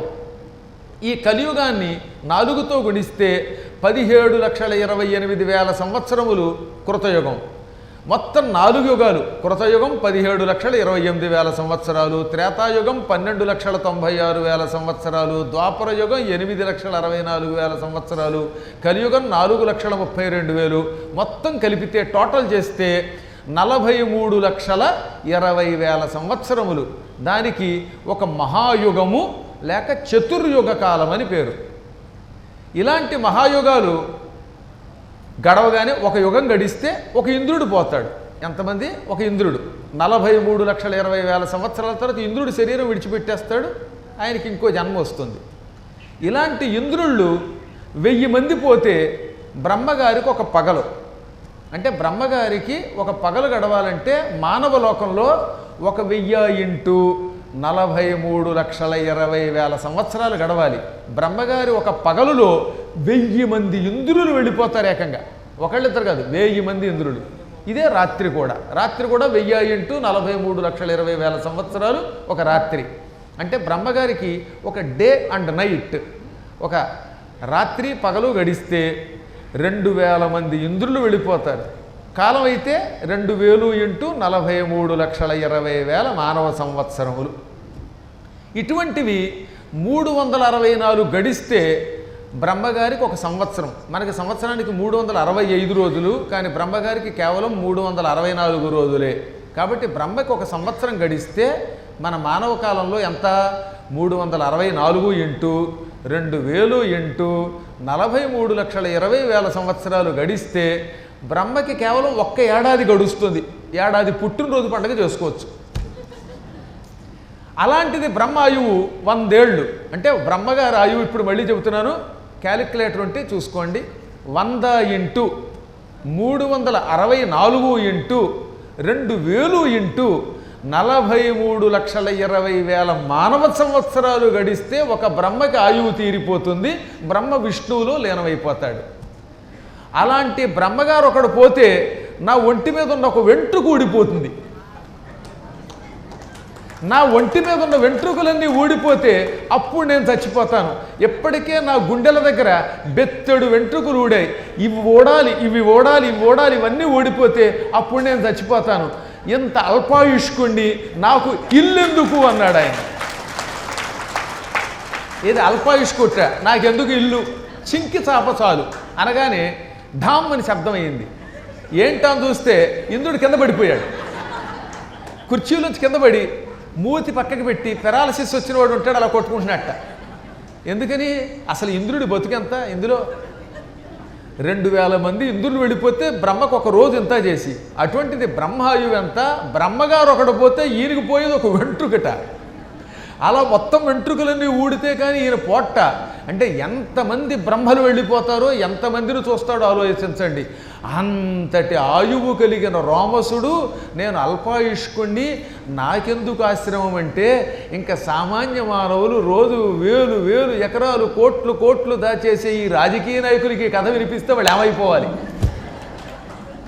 అంత ఆక్రమణే, లంచాలు, దొంగతనాలు. మన పార్టీలంతా, మన కమిటీ మెంబర్షిప్ ఎంత ఇప్పుడు ఆలోచించండి ఒకసారి. నేను గుళ్ళో కమిటీ మెంబర్ని, లేకపోతే నేను ఈఓని, నేను ట్రస్ట్ బోర్డు చైర్మన్ని. అసలు మనకే ట్రస్ట్ లేదు, ఇంకా ట్రస్ట్ బోర్డు చైర్మన్ ఏంటంటే వీడు. అందువల్ల ఈ పిచ్చి పిచ్చి పదవులు పెట్టుకోకర్లా. అందువల్ల ఎందుకు చెప్తున్నాను, మేధా దక్షిణామూర్తి యొక్క లక్షణం ఏమిటనమాట, ఈ లౌకిక ప్రపంచాన్ని విడిచిపెట్టేయండి. అంతా వ్యాపించిన విశాలమైన ఈ మర్రి చెట్టు ఒక్కటే చివరికి నిలబడేది. ఇది నిజమైన జ్ఞానస్వరూపం, నాశనం లేనిది. ఇంతటి మర్రి చెట్టుని నేను ఆసరాగా చేసుకుని కింద కూర్చుంటున్నాను అంటే జీవితం అల్పమైనది, అల్ప జీవితం నుంచి విజ్ఞాన జీవితం కేసి వెళ్ళండి అని చెప్పడం కోసం దీన్ని ఆశ్రయించుకున్నానని చెబుతూ వటతరువు కింద కూర్చుంటున్నాడు ఆయన. ఇప్పుడు అర్థమైందా మీకు? ఇక శిష్యులైనటువంటి వాళ్ళు ఇంత జ్ఞానం కలిగి కూడా ఇంకా ఇంకా ఇంకా ఆయన దగ్గర జ్ఞాన పిపాసతో ఎందుకు వస్తున్నారంటే, జ్ఞానానికి కొలబద్ద లేదు. అది ఎంతకాలం ఉంటుంది, అది ఎంత పెరుగుతుందో ఎవరికి తెలియదు. మనకి తెలిసింది చాలా తక్కువ. సముద్రం దగ్గర నిలబడి ఇసుక రేణువులు అందులో వేయడం ఎటువంటిదో, ఇంతకాలం వీడు చదువుకున్న విద్య అంతే. ఎప్పటికప్పుడు ఇంకా ఇంకా ఇంకా ఇంకా జ్ఞానమును పెంచుకోవాలి కనుక మహానుభావులైన వృద్ధులు, ఋషులు తపస్సు చేసి విజ్ఞాన ఉన్ముఖులవుతున్నారు. శిష్యుడు యువకుడు అంటే అర్థం ఏమిటనమాట, గురువులకు శరీరానికి వార్ధక్యం ఉండాలి కానీ మనస్సుకు ఉండకూడదు. ఇవాళ చాలామంది శారీరకంగా కంటే మానసికంగా వృద్ధులైపోతున్నారు. 12 ఏళ్ల కుర్రాడు నడవలేడు, అప్పుడు పుట్టిన పిల్లకి కళ్ళజోడు ఏమిటి? ఏదో ఒక 60 ఏళ్ళు వచ్చిన తర్వాత 70 ఏళ్ళు వచ్చిన తర్వాత కళ్ళజోడు వచ్చిందంటే అర్థం ఉన్నది. ఇంతంత వాళ్ళకి కళ్ళజోడే, ఎవడికి అరగదు, నడవలేడు, కూర్చోలేడు, పరిగెత్తలేడు. ఈ మధ్యన మాతో పాటు శ్రీలంక తీసుకెళ్ళాం కొంతమంది శిష్యుల్ని. నాతో పాటు చెట్టు ఎక్కండి అన్నాను. అశోకవనంలో చెట్టు ఎక్కండి అంటే మేము ఎక్కలేమండి అండ మొదలెట్టారు. ఏది అంతంత వాళ్ళు కూడా. మానసికమైన ఉత్సాహం కావాలి. వార్ధక్యం శరీరానికే తప్ప మనస్సును ఉండరాదు. మా నాన్నగారు ఏమనేవారో తెలిసిన, ఆయన 86 ఏళ్ల వయస్సులో హాయిగా వెళ్ళిపోయారు. 86 ఏళ్ళు వచ్చేదాకా తన పని తానే చేసుకున్నారు, నడిచారు. ఓ రోజున చాలా కాలం క్రితం హైదరాబాద్లో ఒరే నేను సిటీ బస్సు ఎక్కుతాను రా అన్నారు. ఎందుకండి ఈ వయసులో అంటే, నేను ఎప్పుడు కుర్రాన్ని అనిపించుకోవాలి, అందుకని సిటీ బస్సు ఎక్కుతాను. అప్పట్లో 86, 84 అని 2 సిటీ బస్సులు ఉండేవి. ఆ సిటీ బస్సులు శంకరమఠం దగ్గర ఆగాలంటే 1 కిలోమీటర్ ముందు కిలోమీటర్ తర్వాత ఆపేవారు. సిటీ బస్సులు ఎక్కడంటే చాలా కష్టంలండి, ఎక్కేవాళ్ళకి తెలుస్తుంది. అందుకని చాలామంది ఏం చేసేవారు అనమాట, ఆఫీస్కి వెళ్ళేవాళ్ళు ఈ రన్నింగ్ డ్రెస్ అని ఉంటుంది, అది వేసుకుని బూట్లు వేసుకుని సిటీ బస్ అక్కడ కనబడగానే 1, 2, 3 రన్ అని పరిగెత్తుకెళ్ళి ఆ పరిగెడుతున్న బస్సులు పట్టుకునేవారు. ఓసారి ఒక కుర్రాడు సిటీ బస్సు కోసమని తెల్లని లాగు, తెల్లని చొక్కా, బూట్లు వేసుకున్నాడు. మా నాన్నగారి పక్కనే నిలబడ్డాడు. ఎందుకురా ఇవని అడిగితే, బస్సు ఎక్కాలి కదండి తాతయ్య గారు, మీకేం తెలుసు బస్సు ఎక్కడం అంటే, హాయిగా ఆటో ఎక్కి వెళ్ళండి అన్నాడు. అని 1, 2, 3 అని పరిగెత్తుకెళ్ళి సిటీ బస్సు ఎక్కుతూ కడ్డీ పట్టుకోపోతే కడ్డీ అందలేదు. లోపల నుంచి ఒక ముసలాయన వీడు చెయ్యొచ్చుకుని లోపలికి లాగారు. ఎవరా చూస్తే ఇది మా నాన్నగారు. వీడేమో తాతగారు మీకేం తెలుసు సిటీ బస్ ఎక్కని అన్నాడు. వీడు 1, 2, 3 అని పరిగెత్తాడు. ఆయన 1, 2, 3 అనకుండానే ఆయన ఎక్కి వీడు లాగారు లోపలికి. అది లెవెల్ అంటే. ఎందుకు వస్తుంది ఆ శక్తి? తపశ్శక్తి. ఆరోగ్యాన్ని ఎలా కాపాడుకోవాలి? మంచి ఆహారం. ఆహారమే నిజమైన తపస్సు. అందుకని జ్ఞానులు ఏం చేస్తారట, పవిత్ర ఆహారాన్ని తింటారు. ఈ బయట బడ్డీ కొట్లను ఉంటాయి, సాయంత్రం అయ్యేసరికల్లా తోపుడు బండి, దాని మీద ఒక స్టవ్, దాని మీద ఒక మూకుడు, ఆ మూకుడులో నూనె. ఆ నూనె ఎప్పటిది? మాంధాతకాలం నాటి నూనె. అప్పటి నుంచి ఆ నూనె ఆ మూకుడులో మరుగుతూ ఉంటుంది. అందులో మైసూరు బజ్జీ వేయిస్తూనే ఉంటాడు. ఆ బజ్జీ కూడా ఆ అబ్బాయి పెళ్ళప్పుడు నుంచి అదే బజ్జీ, అదే మళ్ళీ ఫ్రిడ్జ్లో తీయడం, వేయటం. ఈ నూనె దరిద్రం, ఆ బజ్జీలు అవే. ఆ పిండి ఎప్పటిదో తెలియదు. ఆ తిండి తింటే శరీరం విష కషాయాల పుట్టయిపోదా? ఒకసారి అమెరికాలో ఒక ఇంట్లో వంకాయ కూర వేసి పెట్టారు, గుత్తి వంకాయ కూర. చాలా బాగుంది, ఎంతో బాగుంది. శనివారం నాడు తిన్నాను, సంతోషపడ్డాను. అమ్మాయి భలే చేసావమ్మా, ఇక్కడుండి కూడా బాగా చేసి పెడుతున్నావు అన్నాను. చేసి పెట్టింది పాపం. గురువు గారికి వంకాయ కూర ఇష్టమేమో అని అనుకుని మళ్ళీ శనివారం కూడా వంకాయ కూర వేసింది ఆవిడ. కిందటి శనివారం వంకాయ కూర అంత రుచిగా ఉంది, ఈ వారం ఎలా ఉంది ఏంటమ్మా అంటే, మీరు మరీని ఆ కూరేగా ఫ్రిడ్జ్లో పెట్టాను, ఫ్రిడ్జ్లోంచి తీసి వేడి చేసి పెట్టాను అంది. పైగా తిప్పు ఏది కిందటి శనివారం కూర తీసి ఫ్రిడ్జ్లో పెట్టిందిట, అది వేడి చేసి పెట్టిందిట. అది ఏమవుతుంది చెప్పండి. ఇప్పుడు ఆ వంకాయ కూర తింటే మన శరీరం కుళ్ళిపోయిన వంకాయ అయిపోదా? అందువల్ల తాజాగా ఆహారం తీసుకోవాలి. భగవద్గీత అద్భుతమైన సారం. ఆయుర్వేదం, ఉపనిషత్తులు, వేదాలు, యోగం, జ్ఞానం, వైరాగ్యం ఒకటేమిటి అసలు భగవద్గీత అంటే అనేక శాస్త్రముల సారం. అందులో ఏం చెప్పాడు? యాతయామం, ఒక జాము గడిచిన ఆహారం తినవద్దు. జాము అంటే దాదాపు 3:30 నుంచి 4 గంటల మధ్యలో సమయం. 4 గంటలు దాటితే ఆ తిండి తినద్దన్నాడు ఆయన. ఆ అన్నం మళ్ళీ వేడి చేసుకోవద్దు. నిన్నటి అన్నం ఫ్రిడ్జ్లో పెట్టడం, మళ్ళీ తీయటం, వేడి చేయటం. పైగా అన్నం మిగిలిపోయింది, అన్నంతో పచ్చట్ట, అన్నంతో ఏమో మళ్ళీ ఆ పిండి రుబ్బి అట్లు వేసుకు తింటే విషమైపోతుందండి అది. రామరామ అన్నాన్ని రుబ్బి దాంతో అట్లు వేసుకోకూడదు. మీరు చూడండి కావాలంటే శరీరం ఎంత పాడైపోతుందో. అసలు కరోనా రాకపోతే ఎవరు వస్తారు ఇలాంటివి తింటే? కాబట్టి అలాంటి తిండి తినకూడదు. యాతయామం, గడవబడిన జాము కల ఆహారం అనగా ఒక జాము గడిచిన తర్వాత ఆహారాన్ని మళ్ళీ వేడి చేసుకుని తినద్దు. గతరసం, అన్నంలో తినే ఆహారంలో ఒక రకమైన మృదుత్వం ఉంటుంది, స్నిగ్ధత్వం ఉంటుంది. అందుకే అన్నం కొంతసేపటి క్రమంగా ఏమైపోతుంది, వండినప్పుడు ముట్టుకుంటే అందులో రసం కనపడుతుంది, మెత్తదనం ఉంటుంది, అది పోతుంది, ఎండిపోయి మెతుకులు గడ్డగట్టేస్తాయి, బియ్యంలా తయారైపోతాయి. అలాంటి ఆహారం తినద్దు. పూతి అంటే వాసన వచ్చిన ఆహారం తినకూడదు. అన్నం వాసన వస్తుందే, అన్నం కానీ పచ్చడి కానీ లేకపోతే పెరుగు కానీ పుల్లని వాసన వచ్చేస్తూ ఉంటే అటువంటివి తినద్దు. పూతి తర్వాత పర్యూషితం తథా. పర్యూషితము అంటే దూషితమైన లేక దోషయుక్తమైన ఆహారం. అనగా తేలిగ్గా చెప్పాలంటే ఈగలు పడినవి, దోమలు పడినవి, చీమలు పట్టేసిన మజ్జిగలు, కాఫీలు, తల వెంట్రుకలు పడినవి. కొంతమంది అన్నం వండుతూ ఉంటే రొంపు ఉంటుంది పాప వాళ్ళకి, అందుకని ఏమవుతుందన్నమాట ముక్కులోంచి అందులో కారిపోతూ ఉంటాయి. అలాంటివి అంటే ఈ కఫాదులు పడినవి. కొంతమందికి చెమట ఎక్కువ. మాకు శిష్యుడు ఉన్నాడు, వాడు కనుక మామిడికాయలు కొట్టమంటే ఇంక మీరు ఉప్పు వేసుకోక్కర్లేదు, వాడి శరీరం నుంచి వచ్చే రసం అందులో పడుతుంది సార్. ఇవన్నీ పర్యూషిత ఆహారము, వీటిని తినకూడదు, అసహ్యం, అనారోగ్యం. నేను చెప్పింది కదా భగవద్గీతలో కృష్ణుడు చెప్పిన మాట చూడండి ఒకసారి. కట్వాంల లవణాత్యుష్ణ తీక్ష్ణ రోక్షణ విదాహిన. కటుహు అంటే కారము లేక చేదు, అటువంటివి తినకూడదు. ఎక్కువ కారం తినకూడదట, కారం కొంచెం తినాలి. విపరీతమైన కారం, గొడ్డు కారం వేసుకుంటారు కొంతమంది, లేదా బాగా చేదు. ఆమ్ల ఎక్కువ పులుపు అనమాట, అతిగా పులుపుగా ఉన్న వస్తువులు తినకూడదు. లవణ ఎక్కువ ఉప్పు తినకూడదు. అత్యుష్ణ ఎక్కువ వేడిగా ఉన్న పదార్థాలు తాగేయకూడదు. టీ మరిగిపోతున్న టీ గ్లాసులో పోసుకుని గడగడ తాగేస్తారు, అంటే కుంభకర్ణుడికి అన్నయ్య తమ్ముడు, అలాంటివి తాగకూడదు. అతిశీతల ఎక్కువ చల్లదనం ఉన్నటువంటి డీప్ ఫ్రిడ్జ్లో ఉన్నవి ఐస్ క్రీములు తింటే గొంతుకలో అవేవో తేడాలు వస్తాయి, జలుబు వస్తుంది, పళ్ళు ఊడిపోతాయి.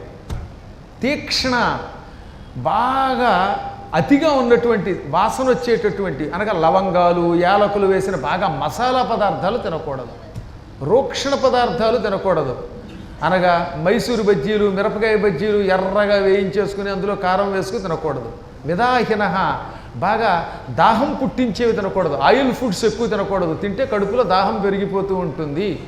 ఇవన్నీ తినద్దని ఎంత సైన్స్, ఎంత ఆరోగ్యం చెప్పాడు కృష్ణ పరమాత్మ. అందుకని జగద్గురు అన్నారు ఆయన. అదే నిజమైన జ్ఞానం అంటే. కాబట్టి ఎలా ఎప్పటికప్పుడు ఆహారాదులను నియంత్రణ చేసుకుంటూ ఎంత నిద్రపోవాలి అంతే నిద్రపోవాలి, అతిగా నిద్రపోకూడదు, అస్సలు నిద్ర లేకుండా ఉండకూడదు, ఎక్కువ తినకూడదు, తినకుండా ఉండకూడదు. ఇవన్నీ మానవుల యొక్క సహజ లక్షణాలు. అవి ఉన్నవాడు ఎప్పుడూ గురువే. వాడు ఎప్పుడూ ఎంత వయస్సు వచ్చినా ఆరోగ్యంగా ఉంటాడు. అప్పుడు మంచి ఆలోచనలు వస్తాయి, సుఖంగా బతుకుతాడు. బతికినంతకాలం కూడా సుఖంగా బతకాలి కదా. మన శరీరం ఇవాళ మన మాట వింటోందని తినకూడనివి తిని పాడు చేసుకుంటే వార్ధక్యంలో మన మాట వినదు. ఈ సందేశాన్ని మనకివ్వడానికి మహానుభావుడైనటువంటి ఈశ్వరుడు యువకుడైన గురువు రూపంలో ఉంటూ నాయన శరీరం మీద కూడా దృష్టి పెట్టు అని చెబుతున్నాడు. ఆయన యోగాభ్యాస తత్పరుడై ఉంటాడు. అటువంటి పరమాత్ముడికి మనం ఎన్ని రకాలైనటువంటి ఏటికోళ్ళు ఇచ్చినా అవి తక్కువేట. ఇవాళ మీ అదృష్టం, కూర్చున్న స్థానం కూడా అమ్మవారి స్థానం. మేధా దక్షిణామూర్తి అనే శబ్దంలో రెండు శబ్దాలు ఉన్నాయి. ఒకటి దక్షిణామూర్తి, రెండు మేధ. మేధ ఆకారాంత స్త్రీలింగ శబ్దం, అంటే తెలివి. మేధ అంటే ఏమిటర్థం? తెలివి. అమ్మవారు మేధా రూపంలో ఉంటుంది. అందుకే దక్షిణామూర్తికి పక్కన అమ్మవారు ఉండదు. ఎందుకు ఉండదంటే అమ్మవారు శరీరంలో కనపడకుండా ఉంది. ఆ శబ్దాన్ని అమ్మవారిని మేధ అన్నారు. దక్షిణామూర్తి అంటే సామర్థ్యము కలిగిన వాడు. వీకి ఇంగ్లీష్లో స్కిల్డ్ పెర్సన్, సంస్కృతంలో సామర్థ్యం కలిగిన వాడు. దక్షిణుడు అనగా సమర్థత, ఏ పనైనా చేయగలడు. కొంతమంది కొన్ని పనులే చేస్తారు. కొందరు పాడగలరు, కొందరు ఆడగలరు, కొందరు బాగా తినగలరు, కొందరు వంట చేయగలరు, కొందరు బాగా నిద్రపోగలరు, కూర్చుని కూడా నిద్రపోతారండి. అది వాళ్ళకి సామర్థ్యం. నిజంగా ఒక చోట ఉపన్యాసంలో ఒక ఆవిడ ఎదురుగుండా కూర్చోబెట్టారు ఫ్రంట్ సీట్లో అనేది. నేను అనుకున్నాను నా ఉపన్యాసం బాగుందేమో, అందుకే ఆనందంతో తల ఊపుతోంది అనుకున్నాను. తర్వాత తెలిసింది వచ్చే ముందు ఏం చేశారట, జీడిపప్పు, అవేవో కిస్మిస్, యాపిల్ పళ్ళ ముక్కలు, బత్తాయికాయ ముక్కలు ఇవన్నీ ప్లేట్లో వేసి కార్యవయసి కళ్యాణ మండపం వాళ్ళు పాపం ప్రేమగా తినండి అని పెట్టారట. ఏదో రెండు ముక్కలు తినమంటే ఇప్పుడు మొత్తం అంతా ఆవిడే పుచ్చుకుందిట. ఇది పద్మాగర్ గారికి ఇచ్చింది, శిష్యులకి ఇచ్చింది, మీ అందరికీ ఇచ్చిందంతా ఆవిడ ఒక్కతే తింది. అందుకని ఈ తన్మయత్వంతో తొలగుతుంది ఆవిడ. కాబట్టి కొంతమంది అలా బాగా నిద్రపోగలరు, కొందరు వినగలుగుతారు. ఇవన్నిటినీ సామర్థ్యములు అంటారు. అన్ని పనుల ఎడ సామర్థ్యం ఉంటే ఏ పని అయినా అవలీలగా చేయగలిగితే సయేవ దక్షిణామూర్తి అని పేరు. ఆయనకి దక్షిణామూర్తి అని పేరు. ఏ పనైనా చేయగలుగుతాడు కానీ ఆయన్ని దక్షిణామూర్తి అన్నారు. మూర్తి అమూర్తి, దక్షిణ అమూర్తి. ఆయనకు రూపం లేదు కానీ మన కోసం ఆమూర్తి అంటే ఒక రూపం ధరించి ఉన్నాడు ఆయన. పరమాత్మక రూపం ఏమిటి? చైతన్య స్వరూపుడు, అంతటా వ్యాపించినవాడు. ఆయనకి గుణం లేదు, రూపము లేదు, కర్మము లేదు, కానీ మన కోసం ఒక ఆకారం ధరించాడు. అందుకని సామర్థ్యము ఒక రూపం ధరిస్తే అది స్వామివారు. ఆయనలో ఉన్న శక్తి అమ్మవారు మేధ. ఆ మేధ 14 రూపాలు ధరించింది. ఎన్ని రూపాలు? 14. ఎక్కడుందని అడగనే భాగవతం 10వ స్కంధం చదవండి ఇంటికి వెళ్ళాక. కనీసం గీతా ప్రెస్ గోరఖపూర్ వారి దక్షిణామూర్తి స్తోత్రం చదివినా చదవకపోయినా భాగవతం 10వ స్కంధం వారి చదవండి. అందులో అమ్మవారు 14 రూపములతో ఉంటుంది అని కృష్ణుడు చెబుతాడు. కృష్ణుడు మరి కొద్ది రోజుల్లో అవతరించాలి. అవతరించే ముందు ఏం చేశాడు ఆయన? అమ్మవారిని పిలిచాడు. అమ్మ జగన్మాత, నేను దేవకీదేవికి 8వ గర్భంలో ప్రవేశించి కృష్ణుడు అనే పేరుతో పుట్టబోతున్నాను. ప్రస్తుతం దేవకీదేవి 7వసారి గర్భం ధరించింది. ఈ గర్భంలో ఉన్నవాడు బలరాముడు, నా పానుపైన ఆదిశేషుడు. ఆయన పుట్టగానే చంపాలి అని ఎదురు చూస్తున్నాడు కంసుడు. ఆయన చావకూడదు కాబట్టి ఈ దేవకీదేవి గర్భంలో పెరుగుతున్న ఆదిశేషుణ్ణి రోహిణీ గర్భంలో ప్రవేశపెట్టు. రోహిణి ఎక్కడుంది? రోహిణి వసుదేవస్య భార్యాస్తే నందగోకులే. వసుదేవుడి పెద్ద భార్య రోహిణి ప్రస్తుతం నందుని దగ్గర ఉన్నది. నందునికి సోదరి గనక ఆవిడ వరుసకి. ఆ గర్భంలో పెట్టు. ఆ తర్వాత నందుని భార్య యశోదాదేవి గర్భంలో నువ్వు ప్రవేశించు. నేను అదే సమయంలో దేవకీ గర్భంలో ప్రవేశిస్తాను. మనిద్దరం ఒకే ముహూర్తంలో పుడదాం. పుట్టగానే నీ స్థానంలోకి నేను పెడతాను, నా స్థానంలోకి నువ్వురా. నువ్వు అవతారం చాలించి తిరిగి పైకి వెళ్ళిపో. నేను మాత్రం భూమి మీద 125 ఏళ్ళు ఉంటాను. ఈ విధంగా లోకరక్షణకి నాకు సహాయపడిన నీకు మానవులు 14 పేర్లతో గుడులు కట్టి కలియుగాంతం వరకు పూజిస్తారు. ఏమేమిటా 14 పేర్లు? దుర్గా, భద్రకాళి, కుముద, విజయ, వైష్ణవి, చండిక, శారద, నారాయణి, ఈశాన, అంబిక, కన్యక. 11వ నామం కన్యకానామం. అది అనమాట వాసవి కన్యక దేవి. సాక్షాత్తు పార్వతీదేవి 14 రూపాల్లో ఒక రూపమని నేను చెప్పలేదు. భాగవతం 10వ స్కంధంలో కన్యకానామం ఉంది. చాలామంది అడిగారు ఈ కన్యక ఎక్కడుంది అని. ఎక్కడుంది ఏదో ఈ కలియుగ పురాణమేమో అని కొందరు అన్నారు. భాగవతం 10వ స్కంధంలో ఉన్నది. మా అంబికాకృష్ణ నాకు పరమశిష్యుడు కనుక ఏమండి ఈ 14 నామాలు నాకు రాసేవండి అంటే ఆయన కోసం ఇచ్చాను. అందులోదనమాట 11వది కన్యక. ఆ తర్వాత వరుసగా నారాయణి మొదలైనటువంటి నామాలు. ఇలా 14 నామములతో నీకు ప్రజలు గుడులు కడతారు అనగా అమ్మవారు కన్యకానామంతో భూలోకానికి వచ్చింది. ఆ తల్లే మళ్ళీ పెనుగొండలో మన కోసం అవతరించింది. ఇదిగో ఆర్యవయస్సులకి కులదేవతగా కూడా నిలబడి కలియుగాంత వరకు అందరికీ భుక్తి ముక్తి రెండూ ఇస్తున్నది. కాబట్టి ఈ అవతారం ఆషామాషి అవతారం కాసమా సాక్షాత్తు జగదంబ ఆదిపరాశక్తి యొక్క 14 రూపాల్లో ఒకటి. ఇప్పుడు ఇంక మీరు ఎప్పుడైనా ధైర్యంగా చెప్పండి భాగవతంలో కన్యకానామం ఉన్నది. మీ దగ్గర భాగవతం ఉంటే ఆ నామం చూపిస్తాను. చూసారా? ఆ తల్లి 14 నామములతో ఉన్నవిడే మేధ. ఆవిడ మేధ. ఈయన దక్షిణామూర్తి. వెరసి మేధా దక్షిణామూర్తి అయ్యాడు ఆయన. ఆ మహానుభావుడిని ఎలా అర్చించవచ్చు? ఏదైనా ఇవ్వచ్చట. ఆయనకి ఇది అది అనే పేరు లేదు. భక్తితో ఏమిచ్చినా స్వీకరిస్తాడు. కానీ శివునకు 2 పుష్పములు పనికిరావు. చంపకం కేతకం హిత్వా త్వన్యత్ సర్వం సమర్పయేత్.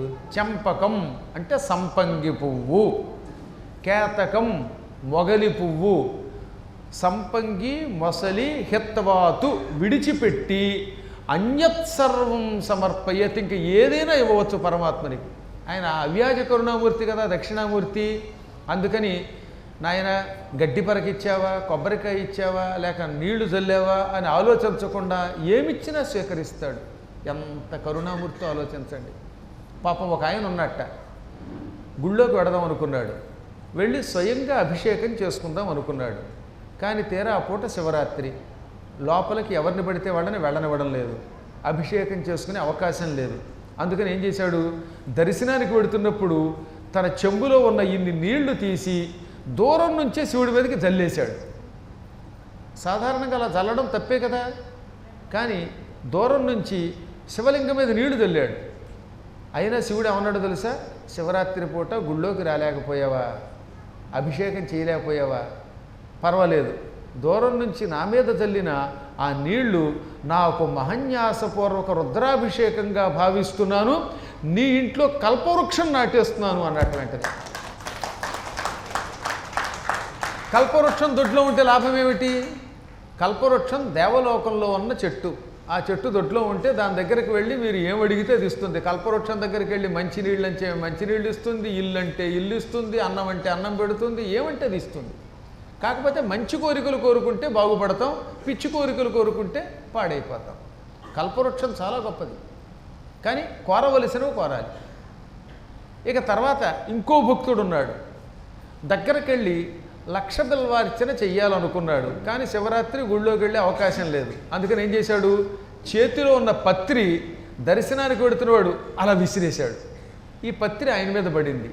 నా మీదకి ఆకులు విసురుతావురా అనలేదు ఆయన, ఎందుకంటే కొన్ని చోట్ల కుదరదు. ఇప్పుడు ఇక్కడే మన ఆంజనేయ స్వామి గుళ్ళో విఘ్నేశ్వరుడు కొంచెం లోపలకు ఉంటాడు, అందరూ వంగలేరు. అప్పుడు వంగలేనప్పుడు ఏం చేస్తున్నారు, అర్చక స్వామి వారు చేతికి పువ్విస్తే మనం అలా విసిరేయాలి, దగ్గరికి వెళ్ళి వెయ్యలేము అందరం వాళ్ళలాగా, అవునా? చాలు, ఆయన సంతోషిస్తాట. ఎందుకంటే కొంతమంది అన్నారు అలా విసరచ్చా అని. నాయన దగ్గరికి వెళ్ళి వెయ్యడానికి అవకాశం లేనప్పుడు దూరం నుంచి విసిరితే అది కూడా 1,00,000 బిల్వార్చనయో లేక 1,00,000 పుష్పార్చనయో అని భావించి పరమాత్ముడు అనుగ్రహిస్తాడు తప్ప కోపగించడు. అవకాశం లేనప్పుడు, అవకాశం ఉన్నప్పుడు దగ్గరికి వెళ్ళి పాదాల మీద పెట్టు.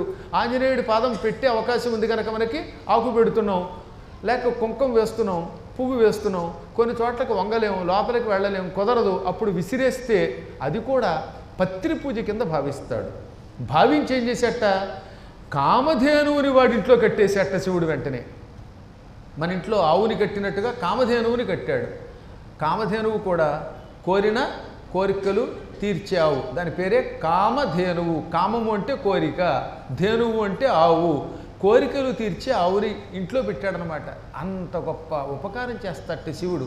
ఈ మాట ఇప్పుడు ఎవరు చెప్పారని అడగరే, మాదయ్య గారి వల్లన శ్రీకృష్ణదేవరాయల ఆస్థాన కవి రాజశేఖర చరిత్ర అనే పేరుతో శివపురాణాన్ని అనువాదం చేశాడు. సంస్కృత శ్లోకానికి తెలుగులో ఇది అనువాదం అన్నమాట. నీలకంఠుని శిరస్సుపై నీళ్లు జల్లి, నీలకంఠుని శిరస్సుపై నీళ్లు జల్లి, పత్తిరి సుమంత యవ్వాడు పారవైచు, పత్తిరి ఇసుమంత యవ్వాడు పారవైచు, కామధేనువు వానింటి గాడి పసరము, అల్ల సురశాఖి వానింటి మొల్ల చెట్టు.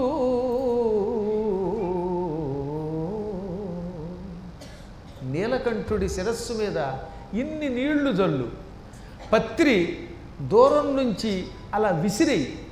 ఆ మాత్రానికి సంతోషించి కల్పవృక్షాన్ని, కామధేనువుని మన దొడ్లో పెడతాడు ఆయన. కల్పవృక్షం పెరట్లో మొల్ల చెట్టులా నాటుతాడు, కామధేనువుని ఇంట్లో పెంచుకునే ఆవులో ఉంచుతాడు. అంటే ఈ రెండూ కూడా కోరికలు తీరుస్తాయి. భగవంతుడు అవ్యాజ కరుణామూర్తి కనుక శ్రద్ధతో పూజ చేయలేక దూరం నుంచి పూజ చేసిన వాళ్ళ కోరికలు తీరుస్తున్నట్టయినా. ఆహా, ఎంతటి కరుణామూర్తి అయినా. అందుకని శివుడు అంటే అవ్యాజ కరుణామూర్తి అన్నారు. భగవంతుడి యొక్క లక్షణం అండి, మీరు ఏ వంకతో ఎలా చేసినా అనుగ్రహిస్తాడు. కావాలని మాత్రం చేయకుండా ఉంటే చాలు. కొంతమంది ఈ మధ్యన అడిగారు, లలితా సహస్రనామ పారాయణం చేస్తే బెడిసి కొడుతున్నారు ఒకడు, ఎవడో పిచ్చాడు, వాడికి ఎవడు చెప్పాడు. ఇంకోటి ఎవడో వచ్చి విష్ణు సహస్రనామం చదవకూడదని, కొంతమంది శివలింగాన్ని ఆడవాళ్ళు ముట్టుకోకూడదని చెప్పాట.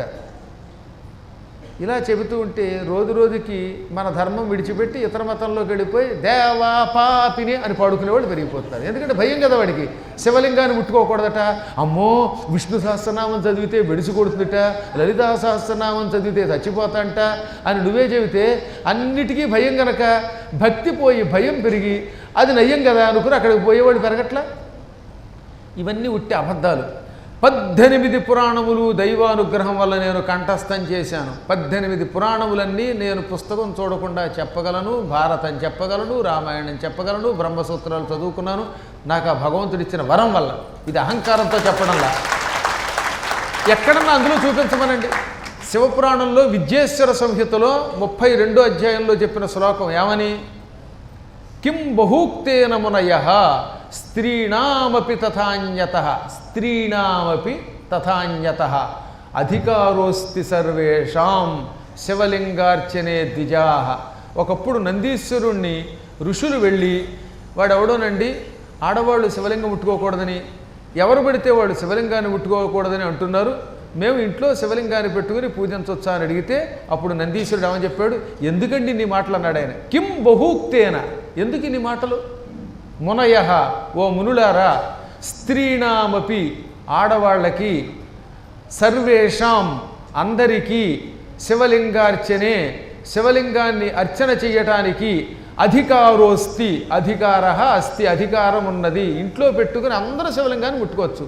గుళ్ళల్లో అంటారా, ఆ గుడిలో ఎవరం పడితే వాళ్ళు పెడితే అవన్నీ పాడైపోతాయి కనుక అర్చకులని ఒక వ్యవస్థ, దాని నియమం ఉంటుంది. అందువల్ల జ్యోతిర్లింగాలు ముట్టుకోవచ్చు కనుక ముట్టుకొనిస్తారు. కొన్ని ఆలయాల్లోకి రానిస్తారు, కొన్నింటిలోకి రానివ్వరు. అది ఆలయ మర్యాద. కానీ మీరు మాత్రం అందరూ శివలింగాన్ని స్వయముగా ఎంట పెట్టుకొని ముట్టుకొని అభిషేకించవచ్చు, దోషము లేదు. అలాగే లలితా సహస్రనామం అసలు రాసిందే వసిని, కామేశ్వరి, మోదిని, విమల, అరుణ, జయిని, సర్వేశ్వరి, కౌళిని అనే 8 మంది వాగ్దేవతలు. వాళ్ళు ఆడవాళ్ళు. రాసింది అమ్మవారి యొక్క శక్తి గురించి. అది ఆడవాళ్ళు చదవకూడదు, మగవాళ్ళు చదవకూడదు అంటే ఇంకెవడు చదువుతాడు? ఆడ మగ కాకుండా నపుంసకులు చదువుతారా? పిచ్చి మాట కదా. కాకపోతే ఐశ్వర్య యోగం అనే పేరుతో లలితా సహస్రనామానికి ఒక గొప్ప భాష్యం రాశాను. ఆ పుస్తకం అందుబాటులో ఉంటుంది, తీసుకోండి వీలుంటే. లేకపోతే వినండి ఎప్పుడైనా భవిష్యత్తులో. వాటిల్లో కొన్ని విశేషాలు అందించాను. ఈ సహస్రనామములు లేక కొన్ని మంత్రములు చేస్తే బెడిసి కొట్టడం కాదది, నీ ఆలోచన వల్ల నీకు వచ్చే ప్రమాదం అది. ఇప్పుడు నేను ఒక కథ చెబుతాను, జాగ్రత్తగా వినండి. చాలా కాలం క్రితం కాలినడకన తీర్థయాత్రలకు వెళ్ళేటటువంటి కాలంలో ఒక ఆయనకి తీర్థయాత్రలు చేయాలనిపించింది. ఒంటరిగా బయలుదేరాడు. తీర్థయాత్రలకు వెళ్ళేటటువంటి వాళ్ళు దారిలో ఆహారం పట్టుకెళ్ళాలి కదా, అందుకని ఏదో కొంత అన్నం మూట కట్టుకున్నాడు, మంచినీళ్ళు తీసుకెళ్ళాడు. కానీ అవన్నీ అయిపోయాయి. తిరిగాడు. ఓసారి ఆయన కేకారణ్యంలోకి వెళ్ళాడు. అది భయంకరమైన అడవి. మళ్ళీ మామూలు అడవి కదా, అక్కడ కాకులు కూడా కనపడటం లేదు. కాకులు దూరని కారడవి అంటే అదనమాట. చెట్లు అల్లిబిల్లుకుపోయాయి. ఎక్కడ పైనుంచి కిందకి సూర్యకిరణములు కూడా రావడం లేదు. సూర్యకిరణములు కూడా చొరబడనంతగా చెట్లు అతుక్కుపోయాయి. అంత క్రిక్కిరిసిపోయిన అడవి. అటువంటి అడవిలోకి వెళ్ళాక ఆయన అలిసిపోయి ఓ చెట్టు కింద పడుకున్నాడు. ఏం తీర్థయాత్రలరా బాబు, హాయిగా పద్మాకర్ గారితో పెడితే ఎంతో సుఖంగా ఉండు, వంటవాడు మంచి వంటలు వంటి పెడుతూ ఉంటాడు, అవి తినకుండా ఈ ఒంటరిగా ఎందుకు బయలుదేరాను రా బాబు అనుకుని అలిసిపోయి దాహం వేస్తోంది. కాసిన మంచినీళ్ళు దొరికితే ఎంత బాగుండు అనుకున్నాడు. టక్కున బంగారపు గ్లాసుతో మంచినీళ్ళు వచ్చేయండి. వెంటనే గడగడ మంచినీళ్ళు తాగాడు. అయ్యేసరి మధ్య భలే ఉందండి, మంచినీళ్ళు అంటే మంచినీళ్ళు వచ్చాయి. ఇప్పుడు మంచినీళ్ళు తాగాక ఆకలి బాగా పెరిగిపోయింది, కరకరలాడిపోతుంది ఆకలి. భోజనం దొరికితే బాగుండు అనుకున్నాడు. మాయాబజార్లోలాగా టిక్ టిక్ టిక్ టిక్ అని గిన్నెలు వచ్చేసాయి. అన్నీ బంగారపు గిన్నెలే. ఓ దాంట్లో వంకాయ కూర, ఇంకో దాంట్లో దొండకాయ కూర, ఇంకో దాంట్లో బెండకాయ కూర, ఇంకో దాంట్లో వాడి మొహమ్మడకాయ కూర, ఏవో రకరకాల కూరలు, పప్పులు, పులుసులు. ఇవి కాకుండా గోంగూర, ఆవకాయ, దబ్బకాయ, దెబ్బకాయ, ఇలాంటి రకరకాల పచ్చళ్ళు, అనేక రకాల వ్యంజనాలు వచ్చాయి. పాయసం, కట్టుపొంగలి, దధ్యోదనం ఇవన్నీ వచ్చాయి. పాయసం అంటే మళ్ళీ మంచి అద్భుతమైన పాయసం ఉండవు. కొంతమంది దిక్కుమాలు పాయసం చేస్తారు, అది పాయసం కదా, ఆయాసం. పాయసం అంటే ఏమిటి? 4 లీటర్ల పాలు తీసుకొచ్చి ఆ 4 లీటర్ల పాలు బంగారపు గిన్నెలోనో వెండి గిన్నెలోనో ఇత్తడి గిన్నెలోనో పోసి బాగా మరగబెట్టాలి. 4 లీటర్ల పాలు మరిగిన తర్వాత పావు కేజీ బియ్యమే పొయ్యాలి. ఆ 4 లీటర్ల పాలల్లో తప్ప నీళ్లతో ఉడకబెట్టకూడదు. అలా ఉడుకుతూ ఉండగా కేజీ జీడిపప్పు, 1/2 కేజీ కిస్మిస్, ఆ మాత్రం బాదం పప్పులు వేసి ఆవు నెయ్యి బాగా పోసి అందులో కాసిన యాలకులు ఇవన్నీ వేసిన తర్వాత వండితే బెల్లం కూడా వేసి అదే పంచదార కాకుండా మంచి అద్భుతమైన బెల్లం వేసి వండి పెడితే అప్పుడు ఆ పాయసం తింటే స్వర్గానికి బెత్తడి దూరంలో ఉంటాం. అంతేగాని ఇంకు పిల్లలతో పాలు పోసి అన్నీ నీళ్ళు వేసి పైగా ఈ మధ్యకాలంలో ఏమంటే షుగర్ పేషెంట్ల కోసం తయారు చేసిన పాయసం అంట. అసలు వాడికి ఎందుకు పాయసం, వాడి మొహానికి? నేనేం షుగర్ లేని వాడిని, నా కోసం అలాంటి పాయసం ఎందుకు? కావాలంటే వాళ్ళకి చేయించుకోమను. బెల్లం ఉండదు, పంచదార ఉండదు, తీపి ఉండదు, పాలు ఉండవు. పాలు ఉంటే కొలెస్ట్రాల్ట, జీడిపప్పు ఉంటే ఇంకోదో కొవ్వుట. అసలు ఇది కొవ్వు శరీరమా? కాబట్టి ఏమీ తెల్లలేని దిక్కుమాలిన స్థితిలోకి వచ్చారు. ఆ పాయసం కాకుండా చక్కని పాయసము, కట్టు పొంగలి, దద్యోదనం, పులిహార ఒకటి అన్నీ వచ్చాయి. ఇక ఆనందం పట్టలేక ఆపోసిన పట్టి మరీ తిన్నాడు ఆయన. భోజనం చేశాక ఇప్పుడు కిళ్ళి వస్తే బాగుండు అనుకున్నాడు. ఇంకేముంది, బంగారపళ్ళలో తమలపాకులు, ముత్యాల భస్మం, సున్నం, వక్కలు ఒకటి అదేదో పుదీనాయో కుజానాయో ఏవో విచిత్రమైన ఆకులు చెప్తారు వీళ్ళు. ఈ తాంబూలం వేసుకునేవాళ్ళు అడగండి. అవన్నీ వచ్చాయి. మంచి తాంబూలం వేసుకున్నాక అనుకుంటూ అలిసిపోయిన నాకు మంచినీళ్ళు, భోజనం, తాంబూలం అన్నీ వచ్చాయి. పడుకోవడానికి పరుపు వస్తే బాగుండు అనుకున్నాడు. పరుపు కూడా వచ్చిందండోయ్. ఇక పరుపు మీద పడుకుని కాలు మీద కాలు వేసుకుని ఊపుకుంటూ వాడు ఆలోచనలో పడ్డాడు. అవును, ఇందాక నుంచి చూస్తున్నాను, ఇక్కడికి వచ్చిన తర్వాత, ఈ చెట్టు కిందకు వచ్చిన తర్వాత మంచినీళ్ళు అంటే మంచినీళ్ళు వస్తున్నాయి, భోజనం అంటే భోజనం వస్తోంది, కిళ్ళి అంటే కిళ్ళి వస్తోంది, పరుపు అంటే పరుపు వచ్చింది. కొంపదీసి ఈ చెట్టు మీద ఏమన్నా బ్రహ్మరాక్షసుడో దెయ్యమో ఉందా అనుకున్నాడు. టక్కన బ్రహ్మరాక్షసుడు దూకాడు. నేను అనుకున్నదంతా అయ్యిందిరా బాబో, ఇదంతా ఈ బ్రహ్మరాక్షసుడి పని, వీడు నన్ను మింగేస్తాడేమో అనుకోగానే వాడు నోరు తెరిచి మింగేసి మాయమైపోయాడు. నిజానికి అక్కడ రాక్షసుడు లేడు, దెయ్యం లేదు. ఆ చెట్టు కల్పవృక్షం. అనుకోకుండా ఇంద్రుడు పంపగా భూలోకానికి వచ్చింది. ఆ చెట్టు కింద కూర్చున్నప్పుడు వీడు ఏమనుకుంటే అది అయిపోతుంది. కల్పవృక్షం కదా, కోరిన కోరికలు తీర్చే వృక్షం. అందుకని అన్నీ ఇచ్చింది. కానీ కోరికలు పెరిగాయి. ఇప్పుడు పిచ్చి ఆలోచన వచ్చింది. అది భూతం పని అనుకున్నాడు, భూతం వచ్చింది, వీడిని వాతం వేసుకుపోయింది. ఈ లలితా సహస్రనామములు, విష్ణు సహస్రనామములు, భగవత్ స్తోత్రములన్నీ కల్పవృక్షముల వంటివి. ఈ కల్పవృక్షాలని మనం మంచి కోరికలు కోరితే మంచి కోరికలు తీరుస్తాయి, పిచ్చి కోరికలు కోరితే భూతంలో చివరికి మనల్ని పాడు చేస్తాయి. అనగా నీ శ్రేయస్సు కోరుకో. పారాయణ చేసినప్పుడు నేను బాగుండాలి, ఏవో కోరికలు చాలా ఉంటాయిగా, ధర్మ, అర్థ, కామ, మోక్ష, ఇంకేమన్నా ఉంటే. జూబ్లీ హిల్స్, బంజారా హిల్స్, మళ్ళీ సంస్కృతంలో చెబితే ఆంజనేయుడికి తెలియదుట, అందుకని మధ్యలో తెలుగు ఒకటి. జూబ్లీ హిల్స్లో ఇళ్ళు రావడం కోసం, బంజారా హిల్స్ అన్నీ మనకి రావడం కోసం, ఏలూరు పవర్పేట అంతా నా పవర్ అయిపోవడం కోసం, ఏది ఆంజనేయుడికి ఒక్క ఆకు సమర్పయాను. ఒక్క ఆకు మనం ఇస్తే ఇవన్నీ మనకు వచ్చేయాలి పాపం. ఇలా కోరికలు పెరిగిపోతాయి. ఈ మధ్య నాకు కూడా సంకల్పంలో వ్యాపారాభివృద్ధి. నేను వ్యాపారమా? నాకు కూడా వ్యాపారాభివృద్ధి సిద్ధార్థం అని చెప్పారు. సరే, అదొక అదృష్టం అనుకోండి. నేనేమనుకున్నానంటే భగవాన్ నామస్మరణ చేస్తూ వైకుంఠానికి వెళ్ళడం కూడా ఒక వ్యాపారమే అనిపించింది. అది కూడా ఒక వ్యాపార శబ్దమునకు మంచి సత్కార్యమని కదా అర్థం. కాబట్టి అది మంచిది అనిపించింది. ఇన్ని కోరికలు పెరిగిపోతున్నాయి. పోనీ పెరగనమండి, పర్వాలేదు. ఇతరులకు మాత్రం హాని కోరుకోకండి. ఎట్టి పరిస్థితుల్లోనూ స్వోపకారం కోరుకోవచ్చు, కానీ పరాపకారం కోరరాదు. నీవు నీ మంచి కోసం సహస్రనామపారాయణ చెయ్యి, ముక్తి కోసం చెయ్యి, ధనం కోసం చెయ్యి, లోకం బాగుపడ్డానికి చెయ్యి. కానీ పక్కవాడి కొంప కూలిపోవడం కోసం సహస్రనామపారాయణం అహంకరిష్య అంటే నీ కొంప కూలుతుంది. అది బెడిసి కొట్టడం అంటే. ఇప్పుడు అర్థమైందా మీకు? అందుకని ఇతరులకు అపకారం కోరుకోకుండా ఉండడం కోసం కొంతమంది కొన్ని పారాయణలు చేస్తున్నప్పుడు జాగ్రత్తగా ఉండమంటే అసలు పారాయణే మానేశారు ఇవాళ. నేను ఎరిగి మీరంతా చాలా మంచివాడు. హనుమాన్ జంక్షన్లో, అందులో ఈ కళ్యాణ మండపంలోకి వచ్చినటువంటి వాళ్ళు పొరపాటు కూడా పాపాత్ములు, దుర్మార్గులు ఉండరు అనుకుంటున్నాను. మీరు మంచే కోరుకుంటారు. మీ మంచి, ఇతరుల మంచి కోరుకోండి. కోరుకుని పారాయణ చేయండి, శుభమే కలుగుతుంది. పొరపాట్లు కూడా ఇతరులకు మాత్రం అపకారం కోరుకోకండి. కోరుకుంటే మాత్రం ఇతరులకు ఒక అంతస్తు కూలిపోవాలంటే మనకి 2 అంతస్తులు కూలిపోతాయి. నిరనం నితిరా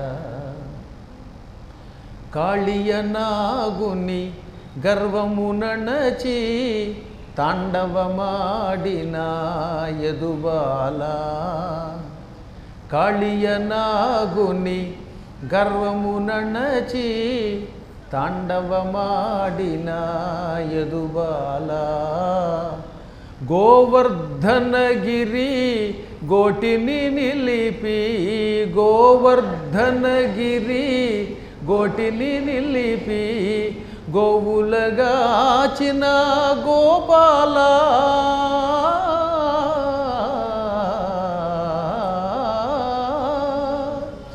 గోవులగాచిన గోపాల ముల్లోకముల ముగ్ధుల చేసే మోహన మురళీలోలా నిన్ను నెరనమ్మితిరా మోహన కృష్ణ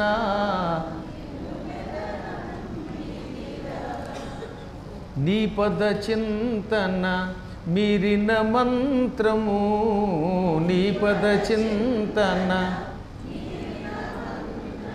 నీ పద చింతన మీరిన మంత్రము నీ పద చింతన మీరిన మంత్రము నీ పద సేవకు మించిన పూజ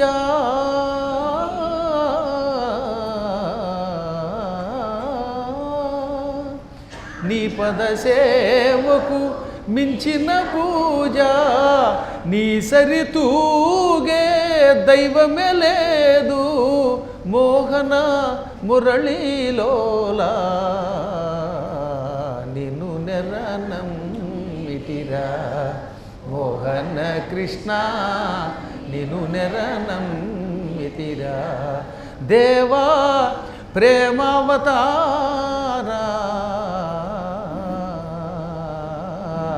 నిన్ను నెరనమ్మితిరా. అశ్వత్థ వృక్షం కింద ఎవరి భాషలో వాళ్ళు పాడుకుంటారు. మేము కూడా ఈ పాట అక్కడ పాడుకునేవాళ్ళం. రాత్రిపూట ఎంతోమందికి మంచి అనుభూతి కలిగింది. ఆ రోజుల్లో ఈ రోజుల్లో కూడా భగవంతుడు ప్రత్యక్షంగా కనపడే అపూర్వ స్థలం బృందావనం. ఈ అశ్వత్థ వృక్షం దగ్గర తపస్సు చేస్తే కృష్ణానుగ్రహం లభిస్తుందని అందరికీ నమ్మకం కనుక ఒకానొకప్పుడు ఇద్దరు మిత్రులు ఈ చెట్టు దగ్గర తపస్సు చేయడానికి వెళ్ళారు. ఈ ఇద్దరికి ఎందుకో కానీ పైకి స్నేహంగా ఉన్న ఒకళ్ళంటే ఒకళ్ళకి పడదు. పైకి మాత్రం భాయ్ భాయ్ అంటారు, లోపల మాత్రం నీ తలకాయ అనుకుంటారు. అదో విచిత్రమైన లక్షణం. ఒక ఆయన చెట్టు ఎక్కి తపస్సు చేశాడు, ఒక ఆయన కింద కూర్చున్నాడు. పైన కూర్చున్నవాడి పేరు అనులోముడు, కింద కూర్చున్నవాడి పేరు విలోముడు.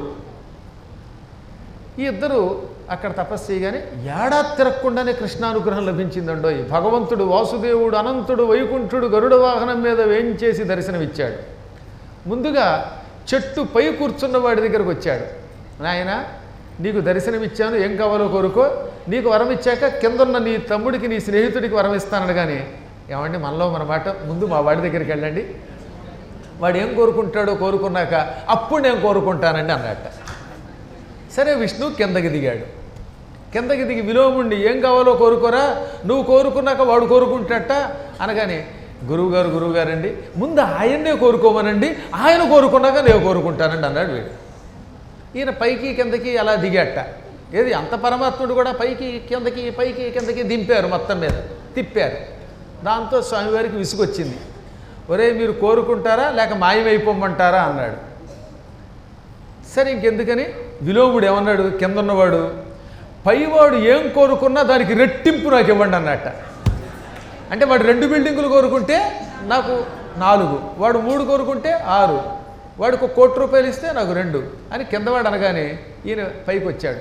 ఒరే నీ కింద ఉన్నవాడు నువ్వు కోరుకున్న దానికి రెట్టింపు కావాలంటున్నాడు, ఇప్పుడు నువ్వు కోరుకోరా, వాడికి వరం ఇవ్వక్కర్లేకుండానే వరం వస్తుంది అనగాని ఓహో వాడు నాకు రెట్టింపు కోరాడా, అయితే నాకు ఒక కన్ను తీసేయండి అన్నట్ట. అంటే వీడికి ఒక కన్ను పోతే వాడికి అవుతాయి 2 కళ్ళు పోతాయి. తథాస్తుని మాయమైపోయాడు. వీడికి ఒక కన్ను వాడికి 2 కళ్ళు పోయాయి. అసలు ఎంత కర్మ కాకపోతే అహోరాత్రములు కఠోర దీక్షతో తపస్సు చేసినంతటికీ మనం ఆ భగవంతుని పాదాల కింద ఉన్న దుమ్ము చూడలేమే. అటువంటి పరమాత్ముడు కనపడితే పక్కవాడు పాడైపోవడానికి నాకు ఒక కన్ను తీసేయండి అన్నాడంటే వీడంత మూర్ఖుడు. వాడు కోరుకుంటేనే నేను కోరుకుంటానన్నాడంటే వీడంత మూర్ఖుడు. ఆలోచించండి. ఇప్పుడు కలియుగంలో అలా తయారయ్యాం మనం. అందువల్ల ఏమవుతుంది, ఇతరులకు హాని కోరుకోవటం వల్ల కొన్ని పారాయణములు ప్రమాదం తెచ్చిపెడతాయి. ఇతరులకు ఎప్పుడు మంచే కోరుకోండి. ఇతరులకు ఎప్పుడు ఏది కోరితే అది నీకు వస్తుందండి. అందుకే లోకాహ సమస్తాహ సుఖినో భవంతు, లోకములో ఉన్న వారందరూ సుఖముగా ఉందురుగాక. లోకాహ అంటే లోకములు. ఎన్ని లోకాలు? సమస్తాహ లోకాహ, అన్ని లోకములు కూడా సుఖినః సుఖము కలిగినవి అని అర్థం. సుఖినః అంటే అర్థం ఏంటి? సుఖము కలిగినవి. గా భవంతు అవుగాక. ఇది మనకు ఉపనిషత్తు చెప్పిన మాట. మేధా దక్షిణామూర్తి యొక్క తత్వం ఏమిటన్నమాట? లోకములకు సుఖము కోరుకో, అప్పుడు ఆత్మసుఖం కలుగుతుంది. దానివల్ల నిన్ను నీవు ఉద్ధరించుకుంటావు. ఆ ఉద్ధరించడం కోసమే నేను ఎక్కువ మాట్లాడకుండా మౌనవ్రతంతో ఉన్నాను. ఎక్కువ మాట్లాడితే పిచ్చి మాటలు వస్తాయి. మేము కారులో వస్తున్నా ఎక్కువ ఎందుకు మాట్లాడడం అంటే, ముందేమంటాడు, నీ పేరేమిటి, మీరేం చేశారు, ఇక అక్కడి నుంచి మొదలవుతాయి. నానా చెత్త కబుర్లు మొదలవుతాయి. చివరికి ఏం మాట్లాడతాడో తెలియదు. అతిగా మాట్లాడితే అపశబ్దములు వస్తాయి. కాళిదాసు రఘువంశం అనే కావ్యంలో ఇక్ష్వాకు వంశస్థుల గొప్పతనం వర్ణిస్తూ ఏమన్నాడు? త్యాగాయ సంభృతార్థానాం యశసే విజిగీషూణాం సత్యాయ మితభాషిణాం. ఇక్ష్వాకు వంశస్థులు అంటే రామచంద్రుని రఘువంశస్థులు ఎటువంటి వాళ్ళు? తక్కువగా మాట్లాడతారు. ఎందుకు తక్కువ మాట్లాడతారు? సత్యాయ, సత్యము కొరకు మితభాషిణాం, తక్కువ మాట్లాడువారు. అంటే ఎక్కువ మాట్లాడగా ఏం మాట్లాడాలో తెలియక ఇతరుల చెత్తంతా నెత్తి మీద వేసుకుంటాం. ఇతరులను తిట్టడం మొదలు పెడతాం, విమర్శించడం మొదలు పెడతాం. క్రమంగా లేనిపోయిన మాటలు వస్తాయి. అదే తక్కువ మాట్లాడితే ఉన్నంతవరకు మంచి మాటలే మాట్లాడతాం, సత్యం పలుకుతాం. ఎక్కువ మాట్లాడే కొద్దీ అది ప్రమాదం తెచ్చిపెడుతుంది. అందుకని ఎక్కువ వాగుడు వద్దు అన్నారు. మితముగా మాట్లాడితే సత్యం పలుకుతాం. డబ్బెందుకు సంపాదించారు వాళ్ళు? త్యాగాయ, దానం చేయడం కోసం. యుద్ధంలోకి ఎందుకు వెళ్ళారు? శత్రువుల్ని, పాపాత్ముల్ని శిక్షించడానికే తప్ప మరొక ఉద్దేశం కాదు. పాపాత్ముల్ని శిక్షించి కీర్తి పొందడానికేమో యుద్ధంట. సత్యం కోసం తక్కువ మాట్లాడేవారట. కేవలం దానం కోసమే డబ్బు సంపాదించారండి వాళ్ళు. మహానుభావుడు రఘుమహారాజు గారు మట్టి గిన్నెలో అన్నం తిని మొత్తం బంగారం అంతా దానం చేశాడండి. రామచంద్రుడు అడవికి వెళ్లే ముందు సర్వం దానం చేశాడు. అశ్వమేధయాగం అయిపోయాక రాముడికి భార్య మెడలో ఉన్న మంగళసూత్రములు తప్ప ఏమీ దక్కలేదని రాశారు. చూడండి ఒకసారి. అది ఉత్తరాఖండలో చెప్పిన మాట. అంత గొప్ప త్యాగవేత్త. అదే భాగవతంలో నవమ స్కంధంలో రామాయణాన్ని కేవలం పోతన గారు 128 పద్యాల్లో రాస్తూ తన భార్య మెడలో 2 మంగళసూత్రంబులు దక్క మరేమీ లేకుండా దానం చేశాడని రాశారు. అది గొప్పతనం అంటే. ఇదంతా తెలియజేయడానికే మౌనవ్రతంతో ఉంటూ మహానుభావుడైనటువంటి దక్షిణామూర్తి మనల్ని అనుగ్రహిస్తున్నాడు. ప్రస్తుతానికి ఈ ఒక్కరోజు దొరికింది. చాలా రోజులు అడుగుతున్నారండి వీళ్ళని తక్కువ పొగుడుతున్నారని చెప్పాలంటే. వాళ్ళని ఎంత ప్రశంసించినా తక్కువే. అంత పట్టుదలతో నన్ను లాక్కొచ్చారు ఒక విధంగా చెప్పాలంటే. ఈ కళ్యాణ మండపానికి సంబంధించినటువంటి కమిటీ వారంతా కలిసి నేను ఎరిగి 4-5 నెలల నుంచి అడుగుతున్నారు.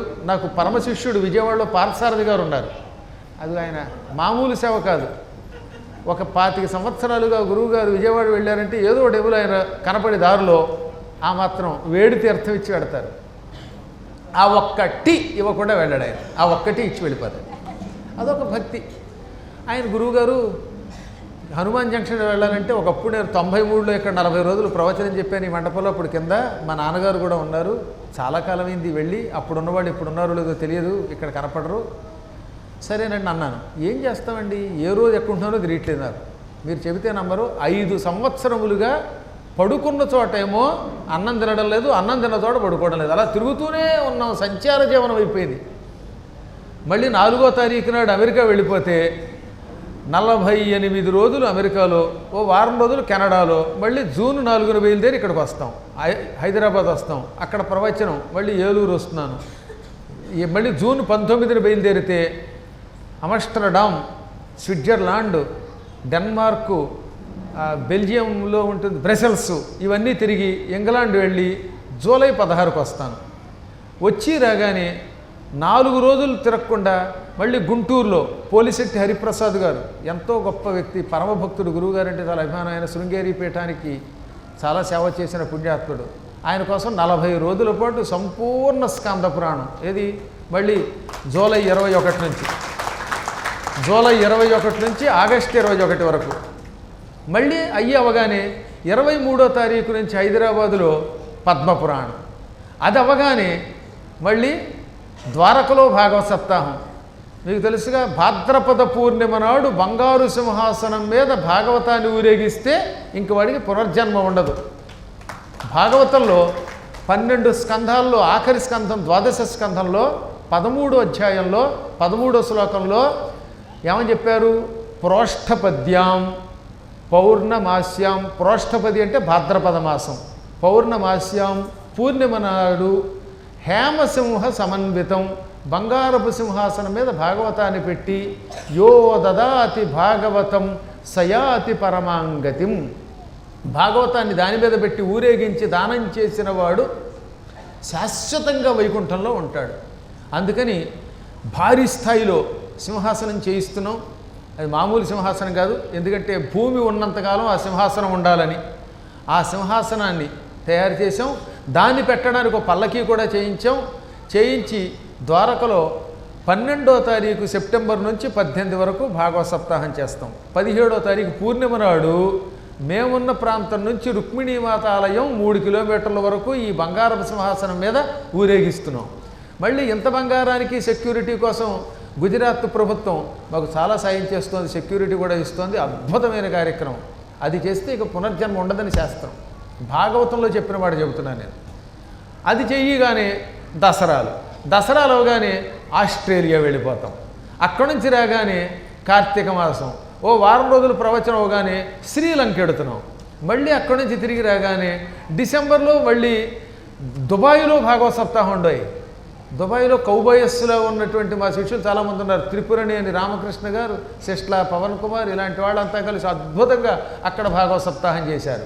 అక్కడి నుంచి రావడంతో తెలంగాణ దగ్గర ఉన్నటువంటి రఘునాథపల్లిలో భాగవత సప్తాహం అవగానే మళ్ళీ పద్మపురాణం, మళ్ళీ అవగానే నైమిశారణ్యం. మీరు ఇలా చెప్పుకుంటూ పోతూ ఉంటానంతే. అంటే ఎక్కడ ఉంటున్నానో తెలియట్లేదు. పేరుకి ఏలూరుపేటవే కానీ ఏలూరుపేటలో ఉండడంలా. అందువల్ల ఎందుకు చెప్తారంటే మా జీవితమే ప్రస్తుతం సంచార జీవనం అయిపోయింది. పూర్వం నారదుడు తిరిగేట, ఇప్పుడు ఈ అభినవ నారదుడు అలా తిరుగుతున్నాడు. అందువల్ల ఎప్పుడు ఎక్కడ ఉంటున్నామో తెలియట్లేదు. నా అదృష్టవశాత్తు ఇవాళ రేపు నా కోసం అట్టే పెట్టుకున్నాను. ఎందుకంటే 3వ తారీఖు నాడు ఒక ఆలయం కొత్తగా కట్టిస్తున్న దానికి శంకుస్థాపన మీరే చేయాలి. ఈ మధ్యన ఆలయాలు శంకుస్థాపన ప్రతిష్ట నా ద్వారా చేయిస్తున్నారు. అందువల్ల ఈ ఒక్కరోజు నా కోసం అట్టే పెట్టుకుంటే వీళ్ళు తపస్సు చేసి ఇక్కడికి లాక్కొచ్చి మీ అందరి దర్శనం నాకు చేయించారు. సందేహం లేకుండా మీకు అనేక శుభములు కలుగుతాయి. నేను అడుగుపెట్టిన స్థలం ఎప్పుడు తీర్థయాత్ర అవుతుందని నాకు నమ్మకం. ఎందుకంటే నా మనస్సులో భగవన్నామం తప్ప మరొకటి ఉండదు. భగవంతుడు మిమ్మల్ని రక్షించుగాక. పైగా కింద అమ్మవారి ఆలయం ఎంత బాగుందండి. ఇదివరకు చూశానో లేదు తెలియదు, కానీ చాలా కాలం తగ్గలేదుగా. అసలు అమ్మవారిని చూస్తేనే శరీరం అంతా గగుర్పాటుకు గురైందనమాట. అఖిలాండ కోటి బ్రహ్మాండ నాయక దివ్యశక్తి అంతా అందులో ఉంది. పైగా వీళ్ళు ఇక్కడికి రాగానే అమ్మవారికి ఎంతో అపూర్వంగా వేడుకోలు చేశారు. వాసవి మాత అంటూ సందేహం లేకుండా అంత అమ్మవారి అనుగ్రహం కూడా మీకు కలిగి ముందు ఇహం తర్వాత పరం రెండూ లభించుగాక. మళ్ళీ శుభముహూర్తం చూసుకుని మీ అందరికీ కూడా భగవంతుడి అనుగ్రహంతో కలుద్దాం. మరొక్కసారి జై శ్రీ వాసవి మాతకి. మరొక్కసారి మళ్ళీ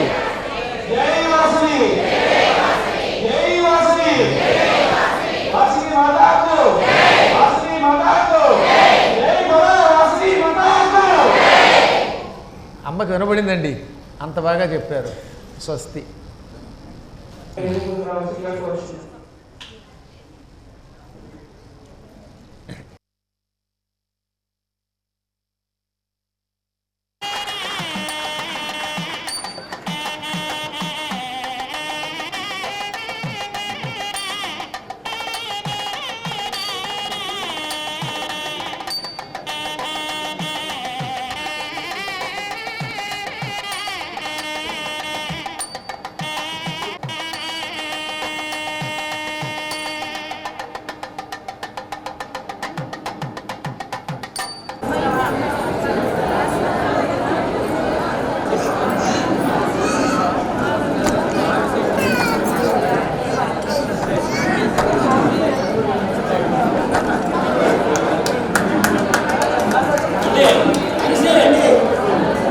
ఆదివాసీ సంఘం అనుమతించిన వారు ఆదివాసీ సేవా ట్రస్ట్ని ప్రారంభించే ఆరంభికం వైకుంఠలను బాక్స్ అలాగే ఆదివాసులకు భోజనాలు పంపిణీ చేస్తున్నారు. అలానే ఈ శుభ్రం రోజు యూనివర్సిటీ బాలకృష్ణలో ఇవాళ నుంచి ఆదివాసీ బ్లడ్ డోనర్ ట్రస్ట్ అనేది ఏర్పాటు చేశారు.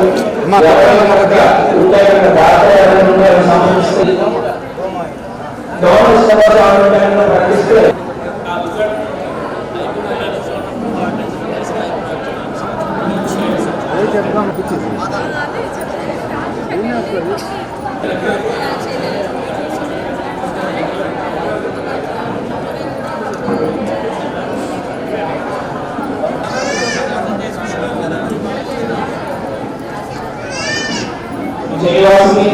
ఈ కార్యక్రమం ఏర్పాటు చేయటకు ఎంతో కృషి చేసిన బొమ్మశెట్టి రామారావు గారిని